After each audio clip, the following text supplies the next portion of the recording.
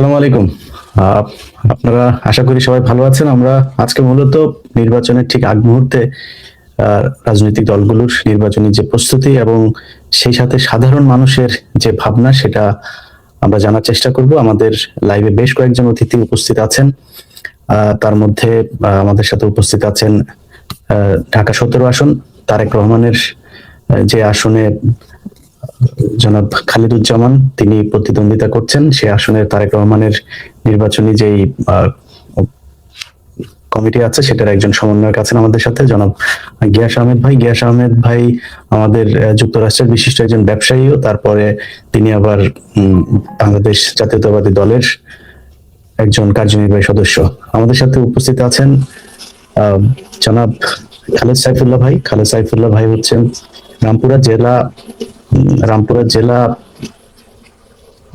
জামায়াতের সেক্রেটারি এবং নাহিদের যে নির্বাচনী পরিচালনা কমিটি আছে সেটারও একজন সদস্য। আমাদের সাথে আরো আছেন নূর আমিন ভাই। নূর আমিন ভাই আমাদের যুক্তরাষ্ট্রে থাকেন, আমার ঘনিষ্ঠ একজন মানুষ। আরেকজন আছেন জনাব দেলোয়ার হোসেন। এখানে সবাই মূলত মোটামুটি বিএনপি রাজনীতির সাথে জড়িত। এর মধ্যে নূর আমিন ভাই তিনি কিছুটা মধ্যপন্থা অবলম্বন করে থাকেন, তিনি কিছুটা আওয়ামী বিরোধী, আমার মতো আর কি। যাই হোক, আমরা শুরুতেই যেহেতু প্রধানমন্ত্রীর হয়ে কাজ করছেন, পদপ্রার্থীর হয়ে কাজ করছেন যিনি প্রধানমন্ত্রী হবেন, সেই কারণে আমরা প্রথমেই জনাব গিয়াস আহমেদের কাছে যাই। গিয়াস ভাই, আমরা আপনাকে দেখছি আপনি গাড়িতে চড়ে সম্ভবত নির্বাচনী প্রচারণার কাজে যাচ্ছেন, গলায় কার্ড ঝোলানো আছে আপনার। কি অবস্থা দেখছেন আপনার যে প্রার্থী জনাব তারেক রহমান, তার মাঠ কেমন দেখছেন? ধন্যবাদ ইলাজ ভাই আমাকে সংযুক্ত করার জন্য। আপনার বহুল প্রচারিত এই প্ল্যাটফর্মের মাধ্যমে ইলিয়াস ভাইকে তো আমি শুনতে পাচ্ছি না। শোনা যাচ্ছে? আচ্ছা, খালিদ ভাই, আপনি আমাকে শুনেন না? তো যাই হোক, আমরা যেহেতু আপনাকে ধন্যবাদ। আমি যেহেতু এখন ঢাকা আছি, ঢাকাতে আসলে তারেক রহমানের যে নির্বাচনী এলাকা, সেখানে আপনারা জানেন যে তারেক রহমান দীর্ঘদিন বিদেশে থেকে বাংলাদেশের রাজনীতিকে এবং বাংলাদেশকে নেতৃত্ব দিয়েছেন। তারেক রহমান একজন ইলিয়াস ভাইকে আমি শুনতে পাচ্ছি না। খালিদ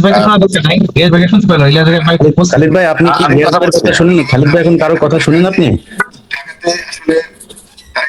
খালিদ ভাই, সেখানে আপনারা জানেন যে তারেক রহমান গিয়াস ভাই বলেন যে।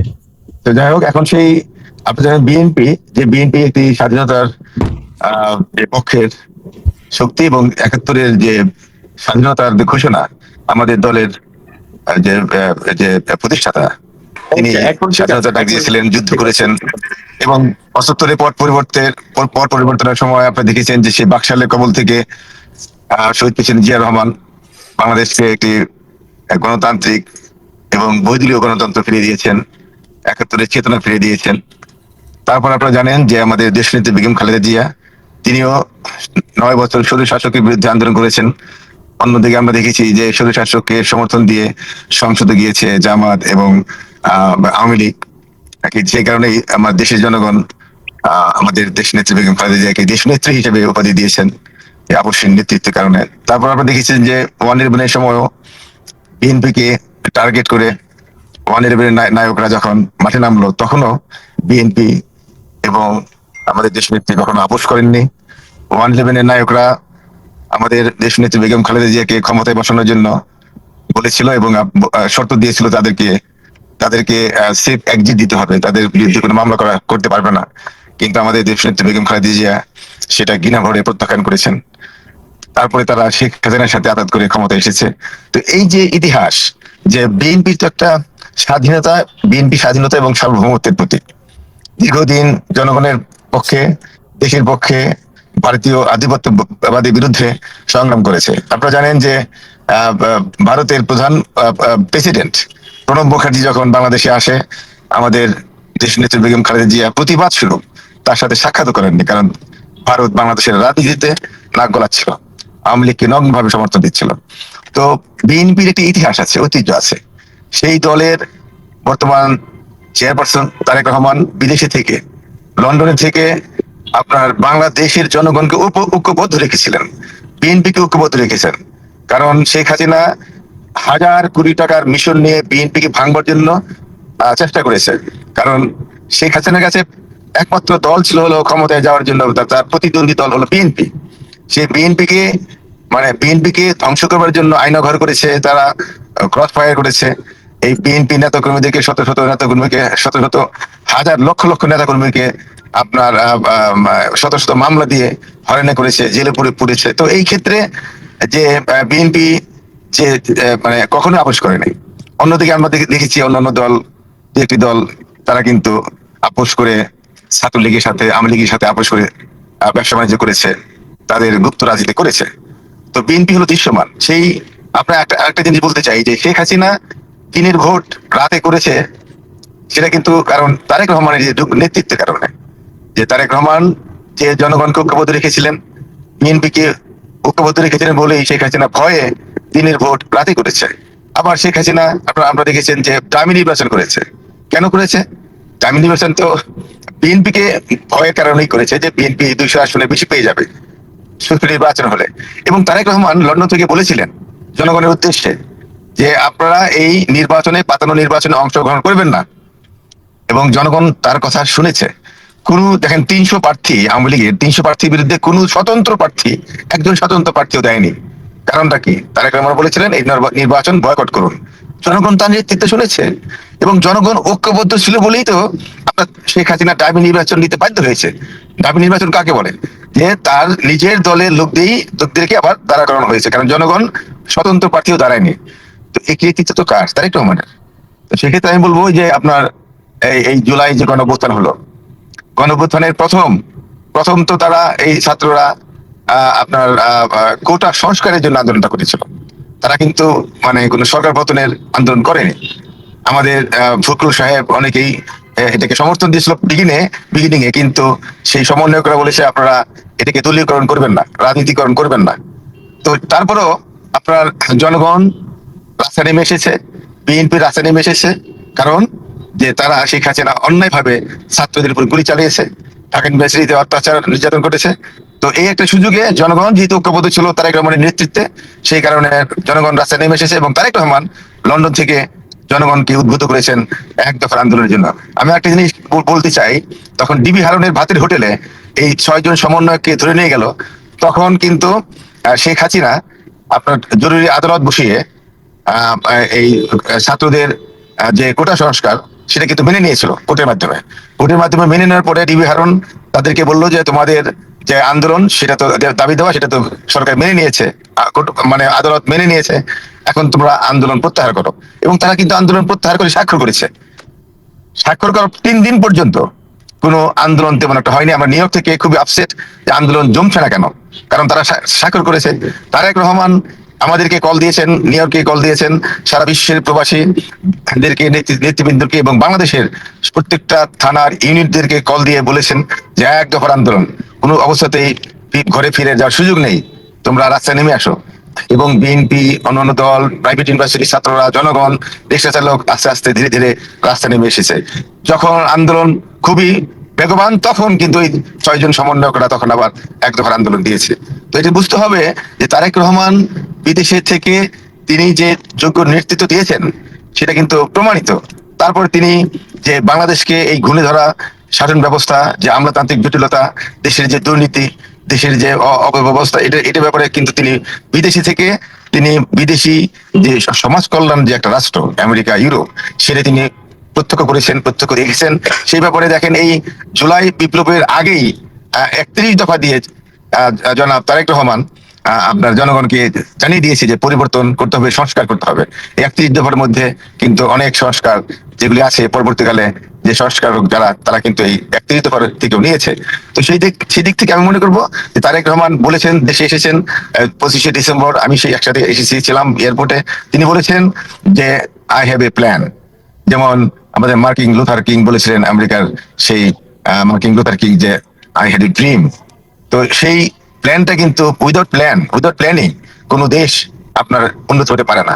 আগে প্ল্যানিং করতে হবে, তারপরে আপনার দেশের উন্নয়ন হবে। সেই প্ল্যানিং এর ব্যাপারে দেখেন তিনি আমাদের যে বিদেশে আমেরিকাতে বা ইউরোপে যে নিম্ন আয়ের মানুষকে যে ভাতা দেওয়া হয়, যে ইনসেন্টিভ দেওয়া হয়, আর সেটা কিন্তু তিনি ঘোষণা দিয়েছে 2,000 টাকা করে মাসে মা বোনদেরকে দেওয়া হবে, কিশোরদেরকে দেওয়া হবে যারা নিম্ন আয়ের জনগোষ্ঠী।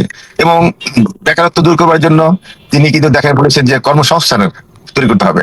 আর কর্মসংস্থান তৈরি করে মুখ্যমন্ত্রী জি গিয়াস ভাই, আমরা তো এই বিষয়গুলো প্রতিদিনই শুনছি, আমরা ওনাদের যে নির্বাচনী সভাগুলো তো শুনছি, কিন্তু একটা জিনিস আমি আপনারা জানতে চাই যে ধরেন খালেদা জিয়ার নেতৃত্বে তো আপনারা তো আছেন নাকি, এখনো খালেদা জিয়াকে তো মানেন নাকি?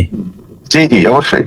আচ্ছা, আপনারা কেন আপনাদের বক্তব্যের ভেতরে ধরেন খালেদা জিয়া থাকতে আমি খালেদা জিয়ার মুখ থেকে কোনোদিন এই স্বাধীনতা বিরোধী, জামাত ইসলাম স্বাধীনতা বিরোধী, তারপরে আমরা মুক্তিযুদ্ধের শক্তি, মানে এই ধরনের বক্তব্য কখনো শুনতাম না। ইদানিং আপনাদের নেতাদের কাছে না না না না, একটু কারেকশন করি মানে ইলিয়াস ভাই, আপনার যখন 96-এ যখন জামাত বিএনপি থেকে ভেঙে গিয়ে, জোট ভেঙে গিয়ে যখন শেখ হাসিনার সাথে গোপন আতাত করে, সে তখন কিন্তু আমাদের দেশনেত্রী বেগম খালেদা জিয়া বলেছিলেন, দেখেন যে জামাত বেঈমান, জামাত মুনাফিক, এই কথাটা আমাদের দেশনেত্রী বেগম খালেদা জিয়া বলেছিলেন। কারণ তখন মাত্র আওয়ামী লীগের সাথে গিয়ে মাত্র 3টা আসন পেয়েছিল, আর বিএনপির সাথে থাকলে 15টা থেকে 20টা আসন পায়। মানে কিন্তু তারা কিন্তু 91 থেকে 96 যখন জামাত ছিল সাথে তখন ছিল না, মানে 96 থেকে 2000 যে সময়টাতে ছিল না, শুধু ওই সময়টাতে বেঈমান ছিল। তারপর 2001 ওই সময় আমাদের থেকে সরে গিয়ে শেখ হাসিনার সাথে আতাত করেছে।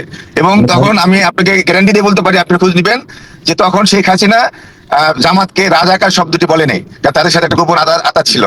এবং সেই আতাতের কারণেই কিন্তু আপনার ওই বিএনপির বিরুদ্ধে জামাত এবং আওয়ামী লীগ একসাথে জোট করে তারা ওই আপনার তত্ত্বাবধায়ক সরকারের যে দাবিটা ছিল তারা কিন্তু ঠিক আছে।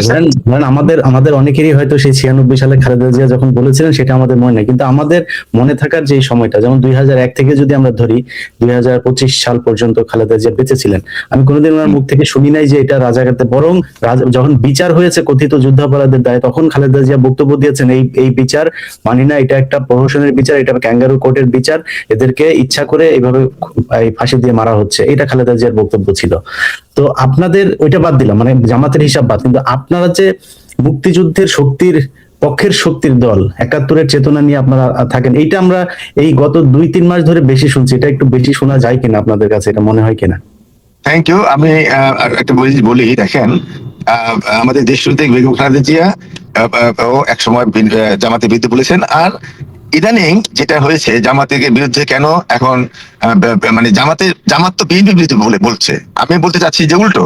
কারণ যখন এই গণঅভ্যুত্থান হলো, গণঅভ্যুত্থান হওয়ার পরে দেখেন তার মানে কয়েকদিন পর থেকেই একটা স্লোগান আসলো জামাত এবং এনসিপি এবং সরকারের পক্ষ থেকে, এই অন্তর্কালীন সরকারের পক্ষ থেকে একটা জোট, যে আমরা একটি ফ্যাসিবাদকে তাড়িয়ে আরেকটি ফ্যাসিবাদের আনতে চাই না।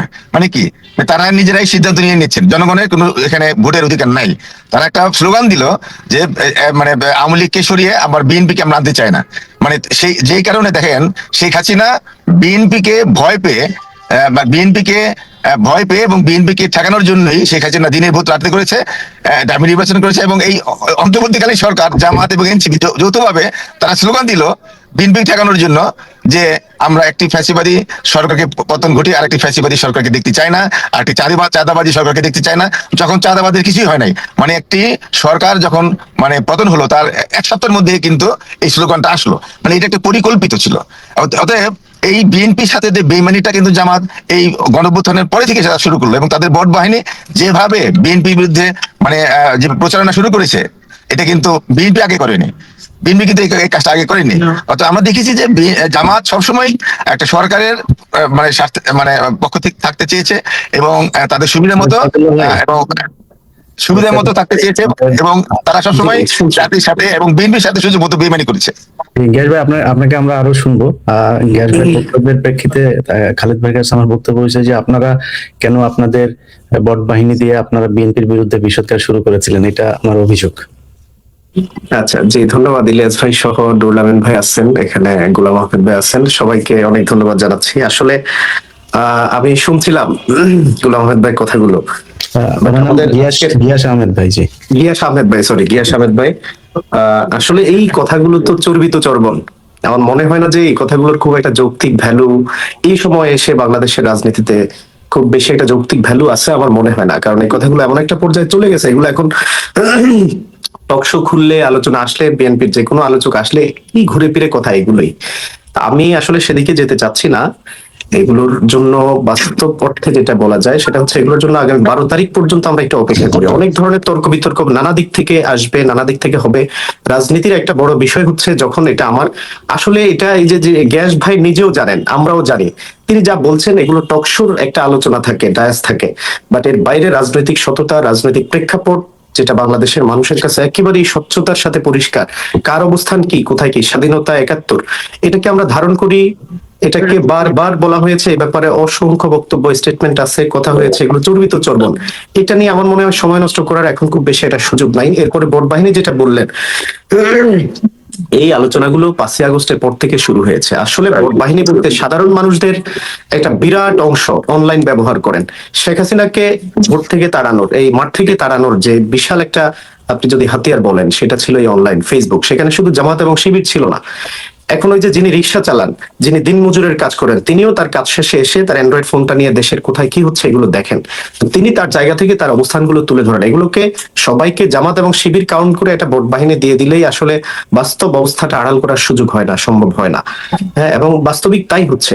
তো আমার মনে হয় বিএনপি এই আলোচনাগুলোই, ঘুরে ফিরে ছাত্রদল, বিএনপি, অনেক সেন্ট্রাল লিডারদের সাথেও মেশার সুযোগ হয় আসলে, বাট কাছাকাছি গেলে একরকম, আর যখন অনলাইনে কিংবা টিভি টক শোতে আসে আমরা একরকম। এগুলো আমার কাছে মনে হয় যে শুধুমাত্র রাজনৈতিক ভাবে ঘায়েল করার অথবা রাজনৈতিক কোনো একটা বিষয়, আমার কাছে মনে হচ্ছে এগুলো থেকে বেরিয়ে আরো কোনো একটা স্মার্ট বিষয় নিয়ে রাজনৈতিক প্রতিপক্ষের সাথে আমাদের টেবিলে আসা উচিত। এই শুধুমাত্র এই বিষয়গুলো চেপেচি করে এটা আমার মনে হয় বিএনপির জন্যই ক্ষতি হচ্ছে। আমাদের আরো একটা স্মার্ট বিরোধিতার কোনো একটা স্মার্ট জায়গা খুঁজে সেই জায়গাগুলো ধরে ধরে আমাদের সমালোচনা করা উচিত, বিরোধিতা করা উচিত। আমাদের যদি কোনো ভুল থাকে, জামাত ইসলামের কোনো বিষয়ে গ্যাপ থাকলে, ঘাটতি থাকলে, সেগুলোর জন্য স্মার্ট যে পলিসি আছে, স্মার্ট যে সমালোচনার মাধ্যমগুলো আছে, সেগুলো ব্যবহার করা উচিত। হ্যাঁ, এই বিষয়গুলো আমার মনে হচ্ছে জনগণও ভালোভাবে নেয় না, এগুলো সবাই বুঝে ঘুরে ফিরে এই একই বক্তব্যগুলো। তো এই ব্যাপারে আমি আর বেশি কিছু বলতে চাচ্ছি না। আমি অনুরোধ করব আমাদের ভাই বন্ধু যারা আছেন ভিন্ন সংগঠনের, এই জায়গাগুলো থেকে একটু ফিরে আসতে হবে, পাবলিক পালস বুঝতে হবে। বাংলাদেশের বিশাল একটা সংখ্যা মানুষের মাইন্ড সেট আপ যে কোথায় গিয়ে পৌঁছেছে, আমার মনে হচ্ছে যে বিএনপি এই জায়গাটা এখনো ভালো করে রিড করতে পারে নাই, ধরতে পারে নাই, যার জন্য ঘুরে ফিরে সেই একই কাসুন্দি, একই বিষয়গুলো বারবার উপস্থাপিত হচ্ছে, নিয়ে আসছেন তারা। আর পাবলিক পালসটা যদি করতে পারতেন। আপনাদের জি। আপনাদের আপনি নাহিদ ইসলামের আসন থেকে আপনি তার নির্বাচন পরিচালনা কমিটিতে আছেন, কেমন দেখছেন মাঠে ভোটের অবস্থা কি? হ্যাঁ, আলহামদুলিল্লাহ। আমি যদি বলি আসলে আমি তো শুধু নাহিদ ইসলামের সাথে বলা যায় যে বিশাল একটা অংশ থাকারই সুযোগ হচ্ছে, এবং তার সাথে একেবারে সরাসরি রুট লেভেলে গণসংযোগের যে বিষয়টা, সকাল থেকে সন্ধ্যা পর্যন্ত এই গণসংযোগেও থাকার সুযোগ হচ্ছে। আমার কাছে মনে হচ্ছে এটা মানে তার যে মাঠের জোয়ার, অ্যাট্রাকশন, কিংবা 11 দলীয় অ্যালায়েন্সের যে প্রার্থী, এই প্রার্থীকে বিজয়ী করার জন্য মানুষের যে আগ্রহ, আন্তরিকতা, তার ক্রিয়দাংশ একেবারে খুব সামান্যই মিডিয়াতে আসে, বাট আমরা বাস্তবিক প্রেক্ষাপট যেটা দেখি, আমার কাছে মনে হচ্ছে যে মানুষ তাকে ধরে এখনই মানে সংসদে পাঠিয়ে দিতে পারলে খুশি হতো। তার অভিব্যক্তিটা, তার অ্যাপিয়ারেন্সটা এরকম। আমরা যখন কাছে যাচ্ছি, মানুষ, আমরা খুব লক্ষ্য করছি, নাহিদ ইসলাম একটা পোস্ট দিচ্ছে, আপনি দেখছেন যে পিঠা বানায়, নাহিদ ইসলাম আজকে এলাকায় আসবে, তার সফরসূচি গুলো ফেসবুকে দেওয়া হয়, মায়েরা ঘর থেকে পিঠা বানায় নিয়ে আসতেছেন, বোনেরা তার স্ত্রীর জন্য চুড়ি, ছোট ছোট উপহার গুলো, কেউ 5 টাকা, 10 টাকা, 500 টাকা পর্যন্ত তাকে তার আগ্রহের সাথে, একজন ভিক্ষুক পর্যন্ত এসে তাকে তার পকেট থেকে বলছে, বাবা এটা তোমার নির্বাচনে খরচ করো। তো এটা শুধু আমি জাস্ট উদাহরণটা বললাম, পুরো আসনের জরিপ এবং জনমত জরিপ যেটা, সেই জায়গা থেকে এবং নাহিদ ইসলামের ব্যক্তিগত অবস্থান থেকে এবং 11 দলীয় অ্যালায়েন্সের জামাত সহ অন্যান্য দল যেভাবে তার জন্য মাঠে নেমেছি, আমার কাছে মনে হচ্ছে এই গণজোয়ার অবশ্যম্ভাবী মানে একটা বিজয়ের দ্বারপ্রান্তে আমাদেরকে নিয়ে যাবে। আর কিছু বিষয় আছে আমি এখানে আলোচনায় বলার জন্য বললাম, একটা বিষয়। আর বাস্তবিক মাঠের প্রেক্ষাপট যেটা আমি খুব দৃঢ়তার সাথে লক্ষ্য করছি, মানুষের অ্যাট্রাকশন, আন্তরিকতা, এবং তাকে সংসদে নেওয়ার জন্য, জুলাইকে ধারণ করার জন্য, এবং আগামী দিনে একটা রাজনৈতিক কালচারের পরিবর্তনের যে একটা সুপ্ত বাসনা মানুষের মনে ধীরে ধীরে গেঁথে গেছে, এই যে একটা মানসিক বিপ্লব মানুষের ভিতর ঘটে গেছে, এটা আমরা মাঠের রিফ্লেকশনে দেখতে পাচ্ছি। আশা করি 12 তারিখ এটার রেজাল্ট আপনারা খুব সহজেই পাবেন ইনশাআল্লাহ। এটা আসলে আমি শুধু বলার জন্য বলা না, নাহিদ ইসলাম এবং এখানে আমাদের তার বিপরীতে যিনি আছেন কায়ুম, বিএনপির প্রার্থী যিনি আছেন, আমি খুব খুব কাছ থেকে লক্ষ্য করছি নাহিদ ইসলাম এই জায়গায় অনেক বেশি আগায় আছে। অনেক বেশি এগিয়ে আছি এবং 12 তারিখে এটা রিফ্লেকশন ঘটবে ইনশাআল্লাহ আমরা আশা করছি। আর আমরা তো শুধু কাইয়ুম সাহেবের নির্বাচনের প্রচারণা আমরা যতটুকু দেখেছি তিনি খুব বেশি এটা রুট লেভেলে নামেন না, এটা ফ্রাডো গাড়িতে করে হয়তো এভাবে হাত নেড়ে নেড়ে গণসংযোগ করেন, জনগণকে ইশারা দেন, কিন্তু আমরা একেবারে নাহিদ ইসলামকে নিয়ে বস্তি থেকে শুরু করে একদম 10 তলা পর্যন্ত কোথাও বাদ রাখছি না, যার জন্য পাবলিক পালসটা আমরা খুব কাছ থেকে দেখার এবং বোঝার সুযোগ পাচ্ছি। এটা 100%। আমি যদি বলি আপনাকে, এখানে ডিফারেন্সটা অনেক বেশি থাকবে আমরা যতটুকু বুঝতেছি। একদম সাধারণ লেভেলে ভারত আমাদের 11 অ্যালায়েন্সের পক্ষে খুব একটা ভালো গণজোয়ার আছে। এক্ষেত্রে নাহিদ ইসলাম তার ব্যক্তিগত অবস্থানের কারণে, তার ব্যক্তিগত একটা গ্রহণযোগ্যতা, জুলাই আন্দোলনে তার ভূমিকা, নির্যাতিত হওয়ার ইতিহাস মানুষ জানে। তো সেই দিক থেকে এটা তার নিজের এলাকা, তার উপরে নাহিদ ইসলামের এটা নিজের এলাকা, সে বনশ্রীতে বেড়ে উঠেছে, বাট্টা বেড়াইতে নিয়ে তার এখানে ছোটবেলা থেকে একটা বড় ইয়ে ছিল, ঘরের সন্তান। এটাকে ট্রিট করেও মানুষ অনেক বেশি আগ্রহ দেখাচ্ছে, আন্তরিকতা দেখাচ্ছে এবং স্বপ্রণোদিত হয়ে মানুষ বলছে আমরা তোমার নির্বাচনী ভ্যানগার্ড হয়ে কেন্দ্রে থাকবো, তোমাকে আমরা ভোট যেমন দেব, ভোটটাকে ঘরে ফিরিয়ে রেজাল্ট নিয়ে আসার জন্য আমরা সচেষ্ট থাকবো। তো আমরা আশাবাদী, এটা এই রিফ্লেকশনটা অবশ্য মানে এটা আমার কাছে মাঝে মাঝে অবাক লাগে, আমি খুব কাছ থেকে যখন দেখি তখন অবাক লাগে। আমরা আশা করি 12 তারিখ এটা একটা খুব ভালো ফলাফল আপনারা ইনশাআল্লাহ দেখতে পাবেন। গিয়াস ভাই, নূর আমিন ভাইয়ের কাছে আসবো, তার আগে ছোট করে আপনি মাঠের অবস্থাটা আমরা আপনার কাছে শুনি নাই, কেমন দেখছেন? যেটা খালিদ সাইফুল্লাহ ভাই বলছিল উনি নাহিদের নির্বাচনী পরিচালনা আছেন, মানে আপনি কেমন দেখছেন? আমি যা দেখছি, যে আমি তো দেখছি যে ধানের শীষ, এটা হলো যে বস্তির লোক, সাধারণ মানুষ, তারা বলছে যে ধানের শীষের কোনো বিকল্প নেই, এবং তারা দেশনেত্রী বেগম খালেদা জিয়াকে যেভাবে দেখেছেন এবং তারেক সাহেবকে সেভাবেই দেখছেন, এবং তারা মানে তারা বলছেন যে ধানের শীষ ছাড়া তো মানে পরিবর্তন কি, পরিবর্তনের কথা তো যারা নাকি পরিবর্তনের কথা বলছে, আসলে কিন্তু তারা পরিবর্তন নিজেরা হয়েছে। মনে করেন তারা যেভাবে ভাষা ইউজ করে, যেভাবে কথা বলে, স্লোগান দিচ্ছে, এটা শেখ হাসিনাদের ভাষার চেয়ে খুবই খারাপ। মানে আপনি যখন পরিবর্তনের কথা বলবেন, তখন তো আপনি একটা যারা সিনিয়র লিডার আছে তাদেরকে রেসপেক্ট করে কথা বলতে হয়। আজকে দেখেন এই পাটোয়ারি থেকে শুরু করে নাহিদরা যারা নাকি এই কয়েকজন আছেন, হ্যাঁ, তারা তো আজকে জনগণ থেকে বিচ্ছিন্ন, তাদের মব সৃষ্টি করে তারা যেভাবে তাদের যে বসরা যেভাবে উপদেষ্টা ছিলেন, উপদেষ্টা থাকাকালে তাদের পিএস রা যেভাবে হাজার কোটি টাকা দুর্নীতি করেছে, ব্যবসায়ীদের কাছ থেকে টাকা নিয়েছে, তারা এখন চলে কোথায় দেখেন? তারা চলে এখন মানে হাই বড় বড় কোটি কোটি টাকার দামের গাড়ি, তাদের মানে রাজপ্রাসাদ, তাদের অফিস প্রত্যেকে বাড়া হয়। এই যে একটা মানে পরিবর্তন যারা করবে, তারা তো মানে আগে নিজেকে পরিবর্তন করতে হবে। সেই ক্ষেত্রে জনগণ কিন্তু বুঝে গেছে যে তারা যখন রাস্তায় নামে, জনগণ তাদেরকে বাধা দেয় যে আপনারা তো ঠিক না, আপনারা কোথায় ছিলেন, কোন গাড়িতে চড়েন, আপনার বাড়ি ঘরের অবস্থাকে এখন এত পরিবর্তন কিভাবে আসলো, আর আপনি এই ধরনের ভাষা ব্যবহার গিয়াস ভাই, করেন। ধরেন আমরা যদি যাকে নিয়ে খুব বেশি বিতর্ক হয়, এমনি মানে মির্জা আব্বাসের এমনি ব্যবসা কি, যেটা দিয়ে উনি এত মানে ওনার ব্যাংক ট্যাঙ্কের মালিক হয়ে গেল, এত ব্যবসা এটা কোথেকে পেল? উনি আসলে যতটুকু আমি জানি, আমি তো ঢাকারই ছেলে, ওনাদের এই শাহজাহানপুরে কিন্তু ওনাদের প্রচুর জায়গা, এবং ওনাদের জায়গার উপরেই রেল লাইন গিয়েছে, রেল, এবং সেই ক্ষেত্রে ওনা কিন্তু উড়ে আসে নাই ঢাকা শহরে, তো ওনাদের একটা অবস্থান আছে। এবং সেই কে ছিলেন, মানে ওনার পূর্বপুরুষ মানে কে ছিলেন যে ওনাদের এত সম্পত্তি ছিল, সেটা কে করলো? মনে করেন ওনার বাবা কি করতো? ওনার বাবা হ্যাঁ, কি করতো? ওনারা যখন যেখান থেকে আসুক, মনে করেন বিভিন্ন ডিস্ট্রিক্ট থেকে মানুষ এই ঢাকা শহরে এসেছে। আমরা ঢাকার লোক, এই কারণে আমরা ঢাকা শহরে আমরা দেখা গেলো আমাদের বাড়ি ঢাকা দোহার, আমাদের সেই জমি মানে শত শত জমি আমাদের গ্রামে আছে, গ্রামে, কিন্তু শহরে আমাদের টাকার প্রয়োজন হয় না। কিন্তু শহরে কিন্তু দেখা গেছে বিভিন্ন ডিস্ট্রিক্ট থেকে লোক এসেছে। আমরা মনে করছি আমরা ঢাকার লোক। বিভিন্ন ডিস্ট্রিক্ট থেকে এসে তো আর ঢাকাতে তো আর কেউ ফ্রি জমি পায়নি, মানে ওনার বাবা কি করতেন যে উনি এত সম্পত্তি ব্যাংকের মালিক হয়ে গেলেন কিভাবে? যারা নাকি ঢাকাতে এসেছে মানে বাড়ি ঘর করবার স্থায়ীভাবে থাকবার জন্য, তারা কিন্তু অনেকেই এসেছে কিছু জায়গা কিনেছে, অনেকেই যারা আমি সুনির্দিষ্টভাবে মানে আপনার জানা আছে কিনা এটা জানার জন্য আর কি। আমরা যতটুকু জানি আমি জানি যে আমি যতটুকু জানি, আপনি যেটা বলছেন যে ওনার ফাদার কি করতো, আমি অত তাদের দাদা কি করতো জানি না, বা তারা যখন এই দেশে এই ঢাকা এসেছে, আমি যতটুকু জানি, আমি ছোটকাল থেকেই দেখে আসছি যে তাদের ওখানে প্রচুর জায়গা জমি আছে। তো সেই দিক থেকে আমি মনে করি যে তাদের মানে এখানে প্রত্যেক সম্পত্তি ছিল, এবং সেই সম্পত্তি এখন আছে। তারপরে দেখেন এবার তো জনগণ কিন্তু তার বিরুদ্ধে যখন যে সমস্ত কথা পাটোয়ারি সাহেব বলছে, যেভাবে ভাষায় কথা বলছে, জনগণ কিন্তু তাকে সাপোর্ট দিচ্ছে। জনগণ কিন্তু 2-3 বার তার উপর হামলা করা হয়েছে, তার উপর ডিম মারা হয়েছে, সেটাও তো করেছে। এটা জনগণ মারছে না, তোকে এটাকে বলি, আচ্ছা ডিম মেরেছে কি দেখেন, তাকে বলে যে মানে দাওয়াত দেওয়া হয়নি, সে গিয়েছে, তার মানে জোর করে গিয়েছে সেখানে, সেখানে একটা অনুষ্ঠান ছিল, এটা নির্বাচনী কোনো অনুষ্ঠান ছিল না, পিঠা উৎসব ছিল। তিনি কে এত ওনাকে যেতেই হবে ওখানে গিয়ে সেখানে মির্জা আব্বাসের বিরুদ্ধে কথা বলছে। তো ওখানে তো পলিটিক্যাল কোনো প্ল্যাটফর্ম না, এই কারণে ওনাদের বুঝতে হবে, শিখতে হবে যে কোথায় কি কথা বলতে হবে। এখন ওনারা যদি এই মনে করে এটা আমরা আমাদের আওয়ামী লীগের মতো দেশ স্বাধীন করেছি, আমরাই স্বাধীন করেছি এবং আমরাই লুটপাট করবো, এইভাবে তো তাহলে তো পরিবর্তনের কথা তো হয় না। পরিবর্তন করতে হলে তো সে ফ্যাসিবাদীর সুরে কথা বললে হবে না, তো আগে নম্র ভদ্র হতে হবে, মানুষকে বোঝাইতে হবে যে ভাই আমরা পরিবর্তন চাই। তো পরিবর্তন যার কথা বলেই তো তারা মানে লুটতরাট করছে, চাঁদাবাজি করছে, মসজিদ করছে। আপনি আপনার গন্তব্যে পৌঁছানোর আগ পর্যন্ত আমাদের সাথে আছেন। নূর আমিন ভাই, আপনাদের দিয়ে শুরু করি। নূর আমিন ভাই, আপনি কেমন দেখছেন আর কি, মানে কি বুঝছেন কারা কোথায় আসবে, বা এই যে সার্বিক পরিস্থিতি, যে পরিবেশে নির্বাচনী প্রচারণা চলছে, কেমন লাগছে আপনার কাছে?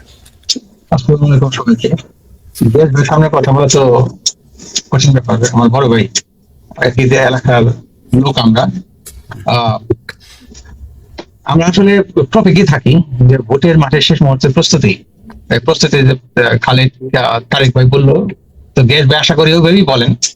আর ইলিয়াস ভাই প্রশ্নটা ওইভাবেই রাখেন। তো মির্জা আব্বাস আমরা ঘাটাঘাটি খুব। নূর আমিন ভাই, আমি এক সেকেন্ড আপনার একটু থামাই। প্রিয় দর্শক, আপনারা যারা আমাদের সাথে আছেন, আমি আমাদের এই লিংকে, আমাদের স্ট্রিমিয়ারের যে লিংকটা আছে সেটা আমি দিয়ে দিচ্ছি। আপনারা এই লিংকে ক্লিক করে ঢুকতে পারবেন। আমরা কিছু মানুষকেও এখানে জয়েন করার চেষ্টা করব। আপনারা আপনার মন্তব্য জানাতে পারবেন। আমার যে ফেসবুক পেজটা আপনারা দেখছেন, এটা আমার ফেসবুক পেজ। এটা আপনারা আপনার পরিচিত সবাইকে জানাতে পারেন যে এই পেজটাতে আমি এখন আছি। তাতে যেসব ভুয়া যে পেজগুলো আছে, ফেক পেজগুলো থেকে, মানুষের বিভ্রান্তি থেকে মানুষ বাঁচবে। এবং আমার যেই ইউটিউব চ্যানেলে এখন আপনারা লাইভটা দেখছেন, এটাও আমার নতুন আরেকটা ইউটিউব চ্যানেল। আমি দ্বিতীয় আরেকটা ইউটিউব চ্যানেলকে এখন নতুন করে তৈরি করছি। তো এটা আমারই চ্যানেল। অনেকে বিভ্রান্ত হন যে আমার এই চ্যানেলটা আসলে আমার কি না, আদৌ এটা আমারই চ্যানেল। যাই হোক, আপনারা যারা লিঙ্কটা আমার মনে হয় কমেন্ট সেকশনে পেয়েছেন, আপনারা এই করুন। আমরা একজন দুজন করে আপনাদেরকে যুক্ত করার চেষ্টা করব। জি আমিন ভাই।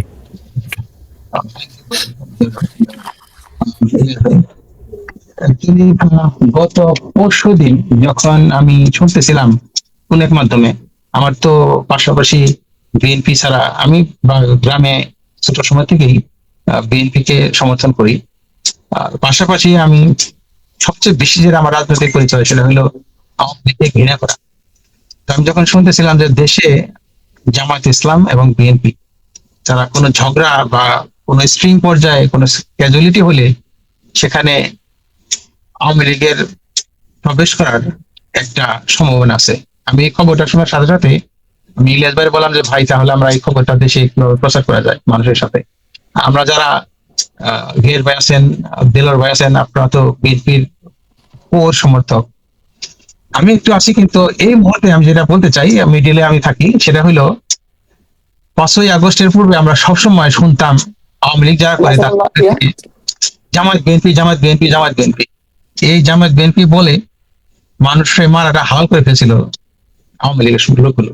তো আমাদের বুঝতে হবে যে এই মুহূর্তে আমরা কেন ঝগড়া করি ক্ষমতা নিয়ে অথবা নির্বাচন নিয়ে। নির্বাচনে আমরা যারা কথা বলবো তারা যেন সঠিক মানুষের প্রশংসা, আপনি কি জানেন, আপনি কি পারেন, আপনার কি পরিকল্পনা আছে দেশের জন্য, সেগুলো আইদার জামায়াত আইদার বিএনপি এগুলো বলেন। একজনের বদনাম আপনার পাটোয়ারি সাহেব এক জায়গায় বললো, আবার বিএনপি কোনো মানুষ যদি তার শরীরে ছুঁড়ে মারে চলে আসে, বিএনপির বদনাম হয়।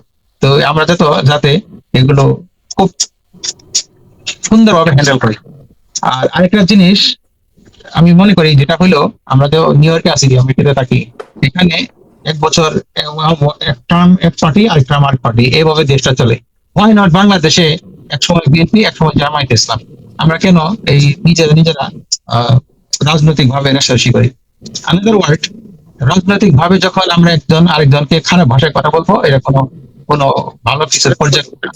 আপনি খেয়াল করেন, বিএনপির অনেক ভাইরা বলতেছিলেন এই জিনিসটা। আমি আমার এক রাস্তায় যখন আমি চলতেছিলাম, এক মহিলা বলতেছিল হয়তো দেলোয়ার ভাই বা গিয়াস ভাই আপনাদের ভালো লাগবে না, কিন্তু নির্বাচনের সামনে, নির্বাচন হয় ইলেকশনের 2 দিন আগে, তো এক ভাই বলতেছিলেন যে জামায়াত ইসলামে ভোট দিলে আপনারা রাস্তাঘাটে চলতে পারবেন না। কেন? মহিলাদের বলতেছিল কেন? তো জামায়াত ইসলামের বোরকা টোরকা এইসব ঝামেলা হবে। তো আমি তাদের বলতে চাই যে দেখেন, আপনারা যারা বিএনপি করেন, তারা যদি আওয়ামী লীগের সহায়তায় যদি ক্ষমতা আসেন, আওয়ামী লীগের সময় আমি ইলিয়াস ভাইয়ের শোতে বলেছিলাম এক সময় 5ই আগস্টের আগে, যে মানুষকে ঘরে যায় মানুষের আকাম অত্যাচার করতো আওয়ামী লীগের মহিলারা। তো আমি মনে করি না যে এই সময়গুলো আবার ফিরে আসুক। আওয়ামী লীগের আহ, ছাত্রলীগের ছেলেরা কি করতো, কোন একটা মেয়ের একটা ভিডিও বানায় তারপরে বলতো যে তুমি যদি আমার কাছে না আসো, তুমি যদি আমার সাথে আমি যাহা বলি তাহা না করো, তাহলে তোমাকে আমরা এই ভিডিওটা প্রচার করে দেবো। সেইভাবে মানুষকে অত্যাচার করতো আওয়ামী লীগের লোক। তো আমরা চাই না যে, আমরা বিএনপিকেও ভালোবাসি, আমি আওয়ামী লীগকেও ভালোবাসি, sorry sorry sorry, please forget me. আমি যেমন বিএনপি ভালোবাসি তেমনি জামাতকে ভালোবাসি। তো সেই ক্ষেত্রে আমি চাই যে ভাই আপনারা দুটো দল মিলে দেশটা পরিচালনা করে, খুব ভালো। এই বছর বিএনপি আসুক, বারবার আওয়ামী লীগ আসুক, I don't have any problem, আমি দোয়া করি দেশে। কিন্তু জামাতের ভাইদের আরো বলবো যে ভাই আপনারা সৎ মানুষ, ঠিক আছে, কিন্তু রাজনৈতিক প্রজ্ঞা, রাজনৈতিক যে একটা আপনার দেশ চালানোর যে পরিচালনা, সেটা খুব কঠিন জিনিস। সেটা হয়তো আপনাদের, আমি বিশ্বাস করি আমার সামনে একটা প্রমাণ, সেটা আপনার ইসলামী ব্যাংক আপনার যে পরিচালনা করেছেন, সেই ক্ষেত্রে আমাদের সততা প্রজ্ঞা আছে, আমি স্যালিউট করি। আর দেশে অনেক সমস্যা আছে, এই সমস্যার সমাধান করার জন্য একক হওয়ার কোনো বিকল্প নাই। You have to be stay together, একজন একজনের সাথে মিলে কাজ করতে হবে। মিলে কাজ করার ছাড়া দেশের আপনার আওয়ামী লীগ যেভাবে তার অর্থনৈতিক ভঙ্গুর করে রেখে গেছে, এটা যদি আপনার পুনরুদ্ধার করতে চান, প্রথম কাজ হবে আপনাদের টাকা, বিদেশে প্রসারিত টাকাগুলো উদ্ধার করা, দেশ বিদেশ থেকে আনা। সেই ক্ষেত্রে আপনাদের একসাথে কাজ করতে হবে। আর বিএনপির কোনো লোক যদি কোনো পদক্ষেপ নেয় শুধুমাত্র কেবলমাত্র বিরোধিতার খাতিরে, আমরা বিরোধী যারা আওয়ামী লীগ জামায়াত ইসলাম করেন তারা আপনারা না করেন, এতে কি হবে, আমাদের দেশটার ছোট্ট একটা দেশ, এই দেশে এত অত্যাচার, একটা একটু বেশ আপনি আপনি দেশটাকে অন্যভাবে চিনতে পারেন। ছোট্ট দেশ আমি যখন বললাম, আপনি ভেবে নেন দেশটা ছোট একটা 18 বছর 19 বছর 20 বছরের একটা বালিকা, তার উপর যদি এত অত্যাচার হয় তো ওই বালিকার কি অবস্থা দাঁড়ায়। সেই ক্ষেত্রে আপনি দেখেন এই দেশটা মাত্র কত 55-53 বছর বাংলাদেশ, এখানে আওয়ামী লীগের 74 থেকে লুটপাট, এরপরে লুটপাট, এত লুটপাট হইলে দেশের মানুষ কত লোক আছে আমি জানি না, কত সংখ্যা জামায়াতের অথবা কত সংখ্যা বিএনপি আছে আপনার ব্যাংকে থেকে টাকা লোন নিয়ে, এটা কি বলে ঋণ খেলাপি, এটা ঠিক না। দেশের টাকা আপনারা খাবেন। আপনি খেয়াল করেন, আমি যদি এখানে দেলোয়ার ভাই আছেন, এখানে আপনার তারেক ভাই আছেন, আমি যদি আপনার থেকে 10টা টাকা ধার করি আর যথাসময় না দিই, কি মনে অবস্থা দাঁড়াইলো, আপনার চোখের সামনে আমি লজ্জা পাবো, আপনি টাকাটা দিতে পারতেছেন না বলে। কিন্তু আপনারা কোটি কোটি মানুষের টাকা, দেশে, এটা তো দেশের টাকা, আপনারা যারা নাকি রাজনীতি করার নামে দেশের টাকাগুলি লুটপাট করে নিয়ে যান, এটা তো ঠিক না। এই দেশের ভঙ্গুর অবস্থা থেকে আমরা কেমনে উত্তরণ হবো? তাহলে আমি মনে করি, এটা আমার ব্যক্তিগত মতামত, কোন ঋণ খেলাপি লোকদের নির্বাচনে আসার না, সঠিক না, ঠিক না। আর সেই ক্ষেত্রে আমি আরো মনে করি যেটা, এটা যদি আমাদের টপিকের মধ্যে না, আমি যেটা এটা বলতে চাই সেটা হলো, অনেক জায়গায় আছে আপনার মহিলাদের জন্য সংরক্ষিত আসন। আমি এটা খুব ঘোর বিরোধী। সংরক্ষিত আসন বলতে কোনো কথা নেই, আমেরিকাতে যে যে যোগ্যতা বলে সরাসরি ভোটে পাশ করে আসে। মহিলাদের যদি আপনারা সংরক্ষিত আসন দেন, সেক্ষেত্রে কি হবে, বাসার কাজের মহিলাগুলি সব সংসদ এসে যাবে। এরা ঠিক না, এটা আপনারা করিয়েন না, যারা আপনার আপনার জামাতের ভাইরা কমাইতে আসেন আর বিএনপির ভাইরা কমাইতে আসেন। ধন্যবাদ। আমি যদি একটু সময় পাই আবার পরে বলবো, এখন ইলিয়াস ভাই অন্য কাউকে দেন প্লিজ। আচ্ছা, দেলোয়ার ভাই খুব উত্তেজিত হয়ে আছেন। দেলোয়ার ভাই, আপনার এই মাঝখানে আবার আপনি বলছেন যে একটু আপনাকে প্রশ্ন করি নাকি ভাই? প্রশ্ন হলো, আপনাদের একটা দল থেকে একটা ফ্যামিলি কার্ড দেওয়া হচ্ছে, তাই না? এই ফ্যামিলি কার্ডটা আসলে কয় টাকার ফ্যামিলি কার্ড দিবেন, কয়জন মানুষকে দিবেন, এটাকে আসলে সুনির্দিষ্ট করা হয়েছে নাকি এটা আপনাদের দল থেকে? আসসালামু আলাইকুম। প্রথমে আমি ধন্যবাদ জানাই আমাদের দেশ বিদেশ যারা বন্ধুরা আছেন, সবাই দেখতেছেন, এই জন্য ধন্যবাদ।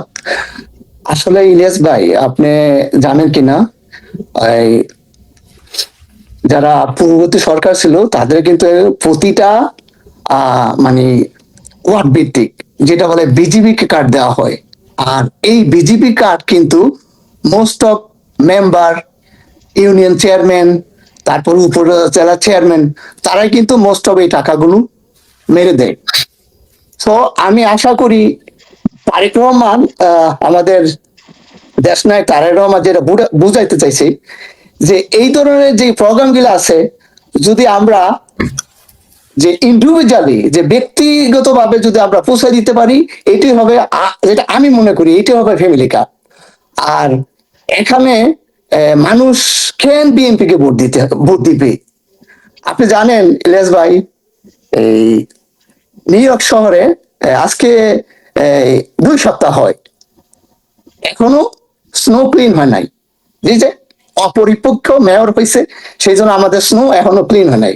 সো আমি মনে করি বিএনপি কে ভোট দেবে সবাই পরিপক্ষ।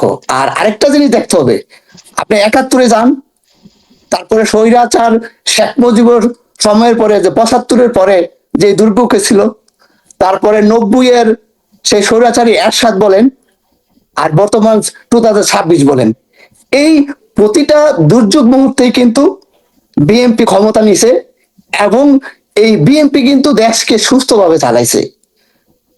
এটা কিন্তু আমি মুখের কথা বলতেছি। 2001 থেকে 5 কি সুষ্ঠুভাবে চলেছিল নাকি? অবশ্যই সুস্থভাবে চলেছে। অনেকেই বলে যে ওই সময় এই বিদ্যুৎ খাতে ব্যাপক লুটপাট হয়েছিল, ওই সময় এই যে বিদ্যুতের জন্য মানুষ রাস্তায় গুলি খেত, তারপরে সারের জন্য মানুষ গুলি খেয়ে মারা গিয়েছে, এরপরে বিদেশে টাকা পাচারের অভিযোগে এফবিআই গিয়েও তারপরে আপনাদের অনেকের বিরুদ্ধে সাক্ষী দিয়েছে। এটা তো আর মিথ্যা কথা না। সিঙ্গাপুরের যেই টাকা পাচারের ঘটনা, এটা তো সত্যি কথা, তাই না? এফবিআই নিজে গিয়ে সেটা দিয়ে এসছে।